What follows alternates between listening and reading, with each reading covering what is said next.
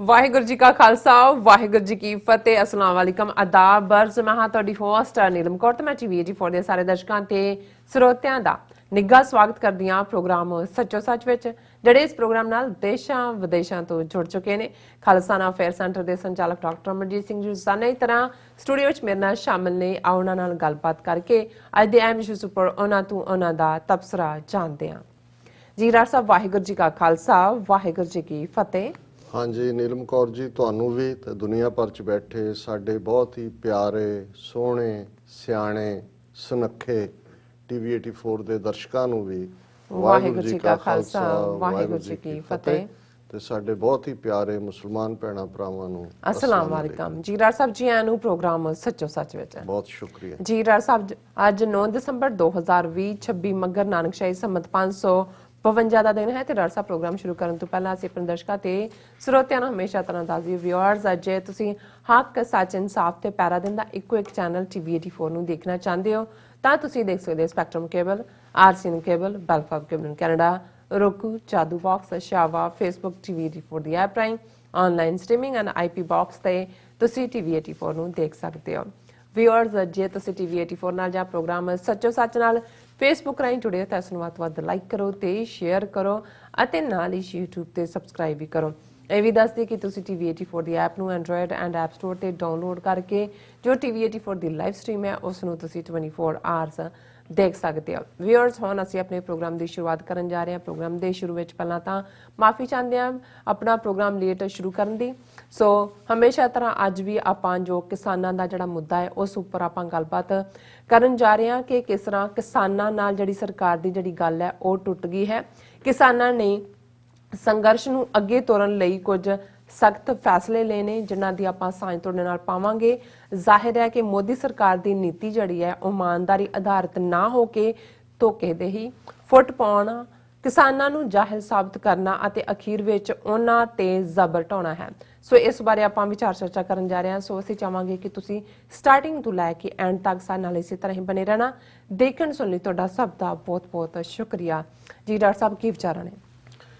ਦੇਖੋ ਸਾਰਿਆਂ ਦੀਆਂ ਅੱਖਾਂ ਦਿੱਲੀ ਵੱਲ ਲੱਗੀਆਂ ਹੋਈਆਂ ਬਿਲਕੁਲ ਔਰ ਦੁਨੀਆ ਦੇ ਵਿੱਚ ਇਸ ਵੇਲੇ ਜਿਹੜਾ ਭਾਰਤੀ ਕਿਸਾਨਾਂ ਦੇ ਮੁੱਦੇ ਨੂੰ ਜਿਸ ਅੰਦਾਜ਼ ਦੇ ਵਿੱਚ ਮੋਦੀ ਸਰਕਾਰ ਧੋਖੇ ਨਾਲ ਔਰ ਇਸ ਨੂੰ ਬਦਨਾਮ ਕਰਨ, ਕਦੇ ਖਾਲਿਸਤਾਨ ਦੇ ਖਾਤੇ 'ਚ ਪਾਉਣਾ, ਕਦੇ ਉਹਨਾਂ ਨੂੰ ਜਾਲ ਦੱਸਣਾ, ਕਦੇ ਕਹਿਣਾ ਵੀ ਇਹਨਾਂ ਨੂੰ ਤਾਂ ਸਮਝ ਹੀ ਨਹੀਂ ਆਈ ਹੈ, ਬਿੱਲ ਤਾਂ ਬਹੁਤ ਵਧੀਆ ਨੇ ਇਹਨਾਂ ਦੇ ਲਈ। ਬਿਲਕੁਲ ਔਰ ਫਿਰ ਅਸੀਂ ਇਹ ਵੀ ਦੇਖ ਰਹੇ ਹਾਂ ਕਿ ਕਿਵੇਂ ਜੈਮਰ ਵੀ ਲਾਏ ਜਾ ਰਹੇ ਨੇ ਆਲੇ ਦੁਆਲੇ, ਰੈਪਿਡ ਔਰ ਸੀਆਰਪੀਐਫ ਫੋਰਸਿਸ ਵੀ ਜਿਹੜੀਆਂ ਨੇ ਉਹਨਾਂ ਦਾ ਘੇਰਾ ਵੀ ਤੰਗ ਕੀਤਾ ਜਾ ਰਿਹਾ।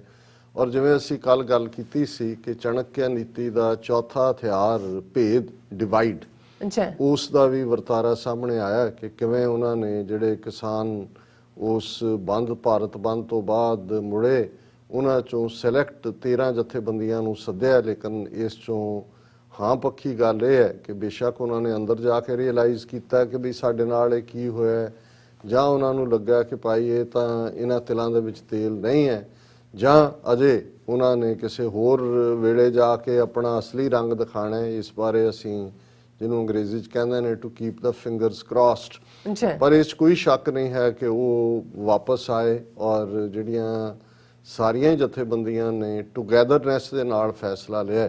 ਇੱਕ ਤਾਂ ਜਿਹੜੇ ਆਉਣ ਵਾਲੇ ਦਿਨ ਅੱਗੋਂ ਵਾਰਤਾ ਕਰਨ ਦੀ ਲਾਈਨ ਸੀ ਉਹਨਾਂ ਨੇ ਉਹ ਗੱਲਬਾਤ ਕੈਂਸਲ ਕਰ ਦਿੱਤੀ ਹੈ ਔਰ ਉਹਨਾਂ ਨੇ ਸਖਤ ਫੈਸਲੇ ਲਏ ਨੇ। ਔਰ ਸਖਤ ਫੈਸਲੇ 'ਚ ਜ਼ਾਹਰ ਹੈ ਕਿ ਜਿਹੜਾ ਹੁਣ ਫੇਸ ਮੂਵਮੈਂਟ ਦਾ ਸ਼ੁਰੂ ਹੋਣ ਜਾ ਰਿਹਾ ਇਸ ਦੇ ਵਿੱਚ ਵਾਇਲੈਂਸ ਦੀ ਜਾਂ ਹਿੰਸਾ ਹੋਣ ਦੀ, ਤਸ਼ੱਦਦ ਹੋਣ ਦੀ ਕਾਫੀ ਪੋਸਿਬਿਲਿਟੀ ਹੈ।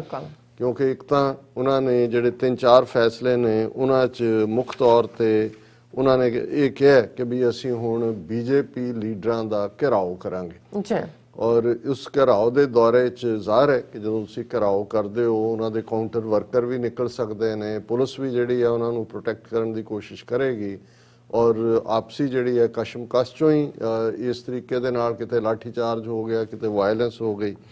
ਔਰ 12 ਦਸੰਬਰ ਨੂੰ ਇਹ ਫੈਸਲਾ ਲਿਆ ਗਿਆ ਕਿ ਜਿਹੜੇ ਟੋਲ ਪਲਾਜ਼ੇ ਨੇ ਮੁਲਕ ਭਰ ਦੇ ਵਿੱਚ ਉਹਨਾਂ ਤੇ ਕਬਜ਼ੇ ਕਰਕੇ ਉਹਨਾਂ ਦੀਆਂ ਰਸੀਦਾਂ ਪਾਸੇ ਰੱਖ ਕੇ ਲੋਕਾਂ ਨੂੰ ਫ੍ਰੀ ਲੰਘਣ ਦਿੱਤਾ ਜਾਏਗਾ। ਟੋਲ ਪਲਾਜ਼ਿਆਂ ਦੇ ਉੱਤੇ ਕਬਜ਼ੇ ਦੀ ਗੱਲ ਹੈ। ਫਿਰ ਜਿਹੜਾ ਹੁਣ ਅਸੀਂ ਦੇਖ ਰਹੇ ਹਾਂ ਕਿ ਈਵਨ ਇੱਕ ਮੀਟਿੰਗ ਦੇ ਵਿੱਚ ਉਹਨਾਂ ਦੇ ਇੱਕ ਵਜ਼ੀਰ ਦੇ ਮੂੰਹੋਂ ਨਿਕਲ ਗਿਆ ਕਿ ਜੀ ਤੁਹਾਡੀਆਂ ਵੀ ਗੱਲਾਂ ਠੀਕ ਨੇ, ਅਸੀਂ ਸਲਾਹ ਵੀ ਨਹੀਂ ਕੀਤੀ ਤੁਹਾਡੇ ਨਾਲ, ਪਰ ਦੇਖੋ ਅਸੀਂ ਅਡਾਨੀ ਅੰਬਾਨੀ ਨੂੰ ਤਾਂ ਨਾਰਾਜ਼ ਨਹੀਂ ਕਰ ਸਕਦੇ। ਹੁਣ ਜਦੋਂ ਇਹ ਗੱਲ ਆ ਕੇ ਕਿਸਾਨ ਲੀਡਰਾਂ ਨੇ ਬਾਹਰ ਵੀ ਦੱਸੀ, ਸੋ ਹੁਣ ਉਹਨਾਂ ਨੇ ਕਿਹਾ ਕਿ ਭਾਈ ਇਹ ਜਿਹੜਾ ਚੋਰ ਨੂੰ ਤਾਂ ਫੜਨਾ ਹੀ ਹੈ, ਚੋਰ ਦੀ ਮਾਂ ਨੂੰ ਵੀ ਫੜੋ ਪਹਿਲੇ। ਔਰ ਉਹਦੇ ਚ ਉਹਨਾਂ ਨੇ ਇਹ ਫੈਸਲਾ ਲਿਆ ਕਿ ਰਿਲਾਇੰਸ ਪੈਟਰੋਲ ਪੰਪ ਤੇ ਜੀਓ ਸਿਮ ਇਹਦਾ ਬਾਈਕਾਟ ਕਰਨ ਦੀ ਲਾਈਨ ਦਿੱਤੀ ਹੈ। ਹੁਣ ਜ਼ਾਹਰ ਹੈ ਕਿ ਰਿਲਾਇੰਸ ਪੈਟਰੋਲ ਪੰਪ ਜਾਂ ਜਿੱਥੇ ਜਿੱਥੇ ਨੇ ਬਾਈਕਾਟ ਕੱਲਾ ਕਹਿਣ ਨਾਲ ਤਾਂ ਨਹੀਂ ਹੋਣਾ, ਉਹਦੇ ਥੱਲੇ ਫਿਰ ਜਾ ਕੇ ਆਲੇ ਦੁਆਲੇ ਪਿਕਟਿੰਗ ਕਰਨ ਦੀ ਲਾਈਨ ਵੀ ਹੋਏਗੀ। ਔਰ ਇੱਕ ਜਿਹੜਾ ਬਾਰਡਰ ਸੀਲ ਕਰਨ ਦੀ ਲਾਈਨ ਹੈ, ਬੇਸ਼ੱਕ ਸਿੱਧੇ ਤੌਰ ਤੇ ਬਾਰਡਰ ਤਾਂ ਦਿੱਲੀ ਦਾ ਜਿਹੜੀ ਉਹ ਹਰਿਆਣੇ ਨਾਲ 3 ਥਾਵਾਂ ਤੋਂ ਲੱਗਦਾ ਹੈ ਔਰ ਇੱਕ ਪਾਸਿਓਂ ਈਸਟ ਵੱਲੋਂ ਯੂਪੀ ਦੇ ਨਾਲ ਲੱਗਦਾ ਹੈ, ਲੇਕਿਨ ਜਿਹੜਾ ਇਹਨਾਂ ਦਾ ਗ੍ਰੇਟਰ ਰੀਜਨ ਹੈ ਜਿਸ ਨੂੰ ਮੈਟਰੋਪੋਲੀਟਨ ਰੀਜਨਲ ਏਰੀਆ ਜਾਂ ਕੁਛ ਇਸ ਕਿਸਮ ਦਾ ਨਾਂ ਹੈ, ਉਹਦੇ 'ਚ ਰਾਜਸਥਾਨ ਦਾ ਵੀ ਭਰਤਪੁਰ ਵਾਲੇ ਪਾਸਿਓਂ ਲੱਗਦਾ। ਸੋ ਇਹ ਜਿਹੜਾ ਕਿਸਾਨਾਂ ਨੇ ਫੈਸਲਾ ਲਿਆ ਕਿ ਦਿੱਲੀ ਰਾਜਸਥਾਨ, ਦਿੱਲੀ ਯੂਪੀ ਔਰ ਜ਼ਾਹਰ ਹੈ ਦਿੱਲੀ ਹਰਿਆਣਾ ਬਾਰਡਰ, ਇਹਨਾਂ ਨੂੰ ਅਸੀਂ ਬਲੌਕ ਕਰਾਂਗੇ। ਸੋ ਇਹ ਤਿੰਨੋਂ ਹੀ ਚਾਰੋਂ ਹੀ ਜਿਹੜੇ ਕਦਮ ਨੇ, ਇਹ ਜਿਹਨੂੰ ਤੁਸੀਂ ਕਹੋ ਕਿ ਵੀ 1 ਸਟੈਪ ਅਹੈਡ ਹੈ ਜਿਹੜਾ ਡਾਇਰੈਕਟ ਐਕਸ਼ਨ ਵੱਲ ਜਾ ਰਿਹਾ, ਔਰ ਡਾਇਰੈਕਟ ਐਕਸ਼ਨ ਚੋਂ ਕਨਫਰੰਟੇਸ਼ਨ ਨਿਕਲਦੀ ਹੈ। ਸਰਕਾਰ ਦੀ ਨੀਤੀ ਅਜੇ ਵੀ ਜਿਸ ਕਿਸਮ ਦੀ ਬਣੀ ਹੋਈ ਹੈ, ਉਹਦਾ ਇੱਕ ਅੱਜ ਬੜਾ ਅੱਛਾ ਢੰਗ ਉੱਥੇ ਲੱਭਿਆ। ਕੁਝ ਕਿਸਾਨਾਂ ਨੇ ਇੱਕ ਉਹ ਮੱਝ ਫੜ ਕੇ ਲਿਆਏ ਔਰ ਮੱਝ ਨੂੰ ਖੜੀ ਕਰਕੇ ਇੱਕ ਜਿਹੜਾ ਉਹਦੇ ਅੱਗੇ ਬੀਨ ਵਜਾ ਰਹੇ, ਔਰ ਉਹਨਾਂ ਨੇ ਇਹ ਮੈਸੇਜ ਦਿੱਤਾ ਵੀ ਸਰਕਾਰ ਨੂੰ ਸਮਝਾਣਾ ਇਵੇਂ ਹੀ ਹੈ ਜਿਵੇਂ ਮੱਝ ਅੱਗੇ ਜਿਹੜਾ ਬੀਨ ਵਜਾਉਣ ਦੀ ਗੱਲ ਹੈ। ਔਰ ਇਸ 'ਚ ਕੋਈ ਸ਼ੱਕ ਨਹੀਂ ਹੈ ਕਿ ਜਿਹੜੀ ਸਪੋਰਟ ਹੈ ਮੂਵਮੈਂਟ ਦੀ ਉਹ ਬਹੁਤ ਵਾਈਡ ਹੋ ਚੁੱਕੀ ਹੈ। ਔਰ ਕੱਲ ਜਦੋਂ ਸ਼ਹੀਦ ਆਜ਼ਮ ਸ਼ਹੀਦ ਭਗਤ ਸਿੰਘ ਦੀ ਭਾਣਜੀ ਬੀਬੀ ਗੁਰਜੀਤ ਕੌਰ ਉਹ ਵੀ ਉੱਥੇ ਮੌਕੇ ਤੇ ਪਹੁੰਚੇ ਔਰ ਜਿਵੇਂ ਬੋਲਡਨੈਸ ਦੇ ਨਾਲ ਉਹਨਾਂ ਨੇ ਕਿਸਾਨਾਂ ਦੀ ਹਮਾਇਤ ਕੀਤੀ। ਉਹਨਾਂ ਨੇ ਕਿਹਾ ਕਿ ਬਈ ਜੇ ਜਿਨ੍ਹਾਂ ਕਿਸਾਨਾਂ ਦਾ ਤੁਸੀਂ ਭਲਾ ਕਰਨਾ ਚਾਹੁੰਦੇ ਉਹ ਨਹੀਂ ਚਾਹੁੰਦੇ ਤੁਹਾਡੇ ਸਾਰੇ ਬਕਵਾਸ ਨੂੰ, ਇਹਨੂੰ ਬੰਦ ਕਰੋ। ਸੋ ਮੈਂ ਸਮਝਦਾ ਵੀ ਇਹ ਬਹੁਤ ਵੱਡਾ ਬੂਸਟ ਸੀ ਜਦੋਂ ਅਸੀਂ ਲੈਗੇਸੀ ਦੀ ਗੱਲ ਕਰਦੇ ਹਾਂ। ਔਰ ਕਿਸਾਨਾਂ ਨੇ ਉੱਥੇ ਜਿਹੜੇ ਐਂਟਰੀ ਪੁਆਇੰਟ ਜਿੱਥੇ ਜਿੱਥੇ 7 ਥਾਵਾਂ ਤੇ ਬਲੌਕ ਕੀਤਾ, ਉਹਨਾਂ ਨੇ 7 ਗੇਟ ਬਣਾਏ ਨੇ ਔਰ ਪੂਰਾ ਪਿਕਚਰ ਜਲਾ ਕੇ ਉਹਨਾਂ 7 ਚੋਂ ਪਹਿਲਾ ਗੇਟ ਬਾਬਾ ਬੰਦਾ ਸਿੰਘ ਬਹਾਦਰ ਦੇ ਨਾਂ ਹੈ ਕਿ ਕਿਉਂਕਿ ਉਹ ਨੇ ਜਿਨ੍ਹਾਂ ਨੇ ਸਭ ਤੋਂ ਪਹਿਲਾਂ ਲੈਂਡ ਰੈਵੋਲੂਸ਼ਨ ਦੇ ਵਿੱਚ 1710 ਚ ਬੇਜ਼ਮੀਨਿਆਂ ਨੂੰ ਜ਼ਮੀਨਾਂ ਦਿੱਤੀਆਂ ਸੀ ਕਿ ਜ਼ਮੀਨ ਵਾਹੁਣ ਵਾਲਾ ਜ਼ਮੀਨ ਦਾ ਮਾਲਕ ਹੈ, ਔਰ ਉਹਨਾਂ ਦੇ ਨਾਂ ਦਾ ਗੇਟ ਹੈ। ਫਿਰ ਕਿਉਂਕਿ ਅਸੀਂ ਵੀ ਜ਼ਿਕਰ ਕੀਤਾ ਸੀ ਕਿ ਕਿਵੇਂ ਇਹ ਜਿਹੜੀ 1906-7 ਦੀ ਮੂਵਮੈਂਟ ਸੀ ਪੰਜਾਬ ਦੇ ਵਿੱਚ, ਖਾਸ ਤੌਰ ਤੇ ਕੈਨਾਲ ਕਾਲੋਨੀਜ਼ ਦੇ ਵਿੱਚ, ਪਗੜੀ ਸੰਭਾਲ ਹੋਏ ਜੱਟਾ, ਉਹ ਇਹਦੇ ਨਾਲ ਹੀ ਸੀ ਕਿ ਭਾਈ ਜਿਹੜਾ ਉਹ ਐਕਸਟਰਾ ਮਾਲੀਆ ਪਾਣੀਆਂ ਦੇ ਜਿਹੜਾ ਕੈਨਾਲ ਵਾਟਰ ਸੀ ਉਹਦੇ ਤੇ ਲਾਇਆ ਸੀ। ਔਰ ਉਸ ਮੂਵਮੈਂਟ ਨੂੰ ਲੀਡ ਕਰਨ ਵਾਲਿਆਂ 'ਚ ਸ਼ਹੀਦ ਭਗਤ ਸਿੰਘ ਦੇ ਚਾਚਾ ਅਜੀਤ ਸਿੰਘ ਸੀ। ਔਰ ਹੁਣ ਕਿਉਂਕਿ ਉਸ ਕਿਸਮ ਦੇ ਜਿਹੜੇ ਕਿਸਾਨ ਮਾਰੂ ਇਹ ਕਾਨੂੰਨ ਲਿਆ ਰਹੇ ਨੇ, ਸੋ ਇੱਕ ਗੇਟ ਦਾ ਨਾਂ ਜਿਹੜਾ ਉਹ ਸਰਦਾਰ ਅਜੀਤ ਸਿੰਘ ਦੇ ਨਾਂ ਤੇ ਹੈ, ਜ਼ਾਹਰ ਹੈ ਇੱਕ ਗੇਟ ਦਾ ਨਾਂ ਜਿਹੜਾ ਉਹ ਸ਼ਹੀਦ ਭਗਤ ਸਿੰਘ ਦੇ ਨਾਂ ਤੇ ਹੈ। ਔਰ ਇਸ ਦੇ ਨਾਲ ਨਾਲ ਈਵਨ ਗਦਰ ਮੂਵਮੈਂਟ ਦੇ ਵੇਲੇ ਇੱਕ ਰੈਵੋਲੂਸ਼ਨਰੀ ਬੀਬੀ ਹੋਈ, ਸਿੱਖ ਬੀਬੀ ਗੁਲਾਬ ਕੌਰ, ਉਹਨਾਂ ਦੇ ਨਾਂ ਦੇ ਉੱਤੇ ਵੀ ਜਿਹੜਾ ਇੱਕ ਗੇਟ ਸਮਰਪਿਤ ਕੀਤਾ। ਇਸੇ ਤਰ੍ਹਾਂ ਇੱਕ ਮੁਸਲਮਾਨ, ਸ਼ਾਇਦ ਉਹਨਾਂ ਦਾ ਮੈਨੂੰ ਨਾਂ ਨਹੀਂ ਯਾਦ ਹੈ, ਲੇਕਿਨ ਉਹਨਾਂ ਦਾ ਸੰਬੰਧ ਵੀ ਗਦਰ ਮੂਵਮੈਂਟ ਨਾਲ ਹੈ ਔਰ ਉਹਨਾਂ ਨੇ ਵੀ ਉਹਨਾਂ ਦੇ ਨਾਂ ਦੇ ਉੱਤੇ ਵੀ ਇੱਕ ਗੇਟ ਹੈ। ਸੋ ਇਹ ਆਪਣੇ ਆਪ ਦੇ ਵਿੱਚ ਜਦੋਂ ਬਹੁਤ ਸਾਰੇ ਰਿਪੋਰਟਰ ਵੀ ਕਹਿੰਦੇ ਨੇ ਵੀ ਇਹ ਜਿਹੜੇ ਸਿੱਖ ਕਿਸਾਨ ਨੇ ਜਿਹੜੇ ਆ ਕੇ ਬੈਠੇ ਨੇ, ਇਹਨਾਂ ਦੀ ਮੋਟੀਵੇਸ਼ਨ, ਇਹਨਾਂ ਦਾ ਇਤਿਹਾਸ ਹੈ।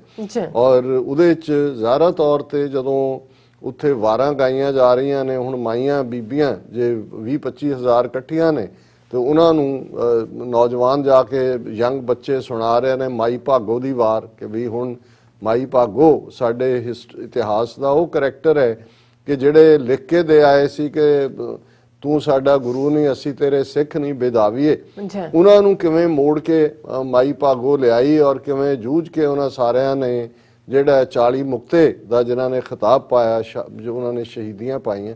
ਸੋ ਇਹ ਸਾਰੇ ਹੀ ਕਰੈਕਟਰ, ਕਿਉਂਕਿ ਹਿਸਟਰੀ ਇੱਕ ਦਿਨ 'ਚ ਨਹੀਂ ਬਣਦੀ, ਔਰ ਇਹ 'ਚ ਵੀ ਕੋਈ ਸ਼ੱਕ ਨਹੀਂ ਕਿ ਜਿਹੜਾ ਟੈਰਰ ਕਰਨ ਵਾਲਾ ਹੁੰਦਾ ਹੈ ਜਾਂ ਹਾਕਮ ਦੀ ਕੋਸ਼ਿਸ਼ ਹੁੰਦੀ ਹੈ, ਜਦੋਂ ਇਹ ਬਾਰ-ਬਾਰ ਸਿੱਖਾਂ ਨੂੰ ਕਹਿੰਦੇ ਨੇ ਜੂਨ 84 ਕੋ ਭੁੱਲ ਜਾਈਏ, ਮਤਲਬ ਇਹ ਹੈ ਕਿ ਇਹਨਾਂ ਨੂੰ ਅੱਗੋਂ ਪੁੱਛਿਆ ਜਾਂਦਾ ਹੈ ਵੀ ਤੁਸੀਂ ਅੱਜ ਤੱਕ ਉਹ ਫੇਕ ਜਿਹੀ ਕਹਾਣੀ ਰਾਮ ਰਾਵਣ ਦੀ ਬਣਾਈ, ਤੁਸੀਂ ਤਾਂ ਰਾਵਣ ਦੇ ਪੁਤਲੇ ਫੂਕਦੇ ਹੋ, ਹਜ਼ਾਰਾਂ ਸਾਲਾਂ ਤੋਂ ਤੁਸੀਂ ਰਾਵਣ ਭੁੱਲਣ ਨਹੀਂ ਦਿੱਤਾ ਹੈ, ਤੇ ਅੱਜ ਦੇ ਤੁਸੀਂ ਜਿਉਂਦੇ ਜਾਗਦੇ ਰਾਵਣ ਜਿਹੜੇ ਜਿਨ੍ਹਾਂ ਨੇ ਜ਼ੁਲਮ ਕੀਤੇ ਨੇ ਔਰ ਕਰ ਰਹੇ ਹੋ, ਇਹ ਅਸੀਂ ਕਿਵੇਂ ਭੁੱਲ ਸਕਦੇ ਹਾਂ? ਅਸੀਂ ਤਾਂ ਜਸਟਿਸ ਲੈਣਾ। ਸੋ ਇਸ ਸਾਰੇ ਦੇ ਨਾਲ ਇੱਕ ਸਾਰਾ ਨੈਰੇਟਿਵ ਵੀ ਬਿਲਟ ਹੋ ਰਿਹਾ। ਇਸੇ ਤਰ੍ਹਾਂ ਜਿਹੜੀ ਡੋਮੀਨੇਟਿੰਗ ਸਪਿਰਿਟ ਹੈ, ਇੰਨੀਆਂ ਇਸ ਦੇ ਉੱਤੇ ਵਾਰਤਾਵਾਂ ਆ ਰਹੀਆਂ ਨੇ। ਸਰਦਾਰ ਬਘੇਲ ਸਿੰਘ 1783 ਚ ਉਹਨਾਂ ਨੇ ਦਿੱਲੀ ਫਤਿਹ ਕੀਤੀ ਬਾਕੀ ਸਿੱਖ ਸਰਦਾਰਾਂ ਦੇ ਨਾਲ, ਔਰ ਉਹ ਜਿਹੜੇ ਉੱਥੇ ਬੈਠੇ ਨੇ ਉਹ ਕਹਿੰਦੇ ਅਸੀਂ ਜਾਣ ਵਾਲੇ ਨਹੀਂ, ਅਸੀਂ ਬਘੇਲ ਸਿੰਘ ਦੇ ਵਾਰਿਸ ਹਾਂ।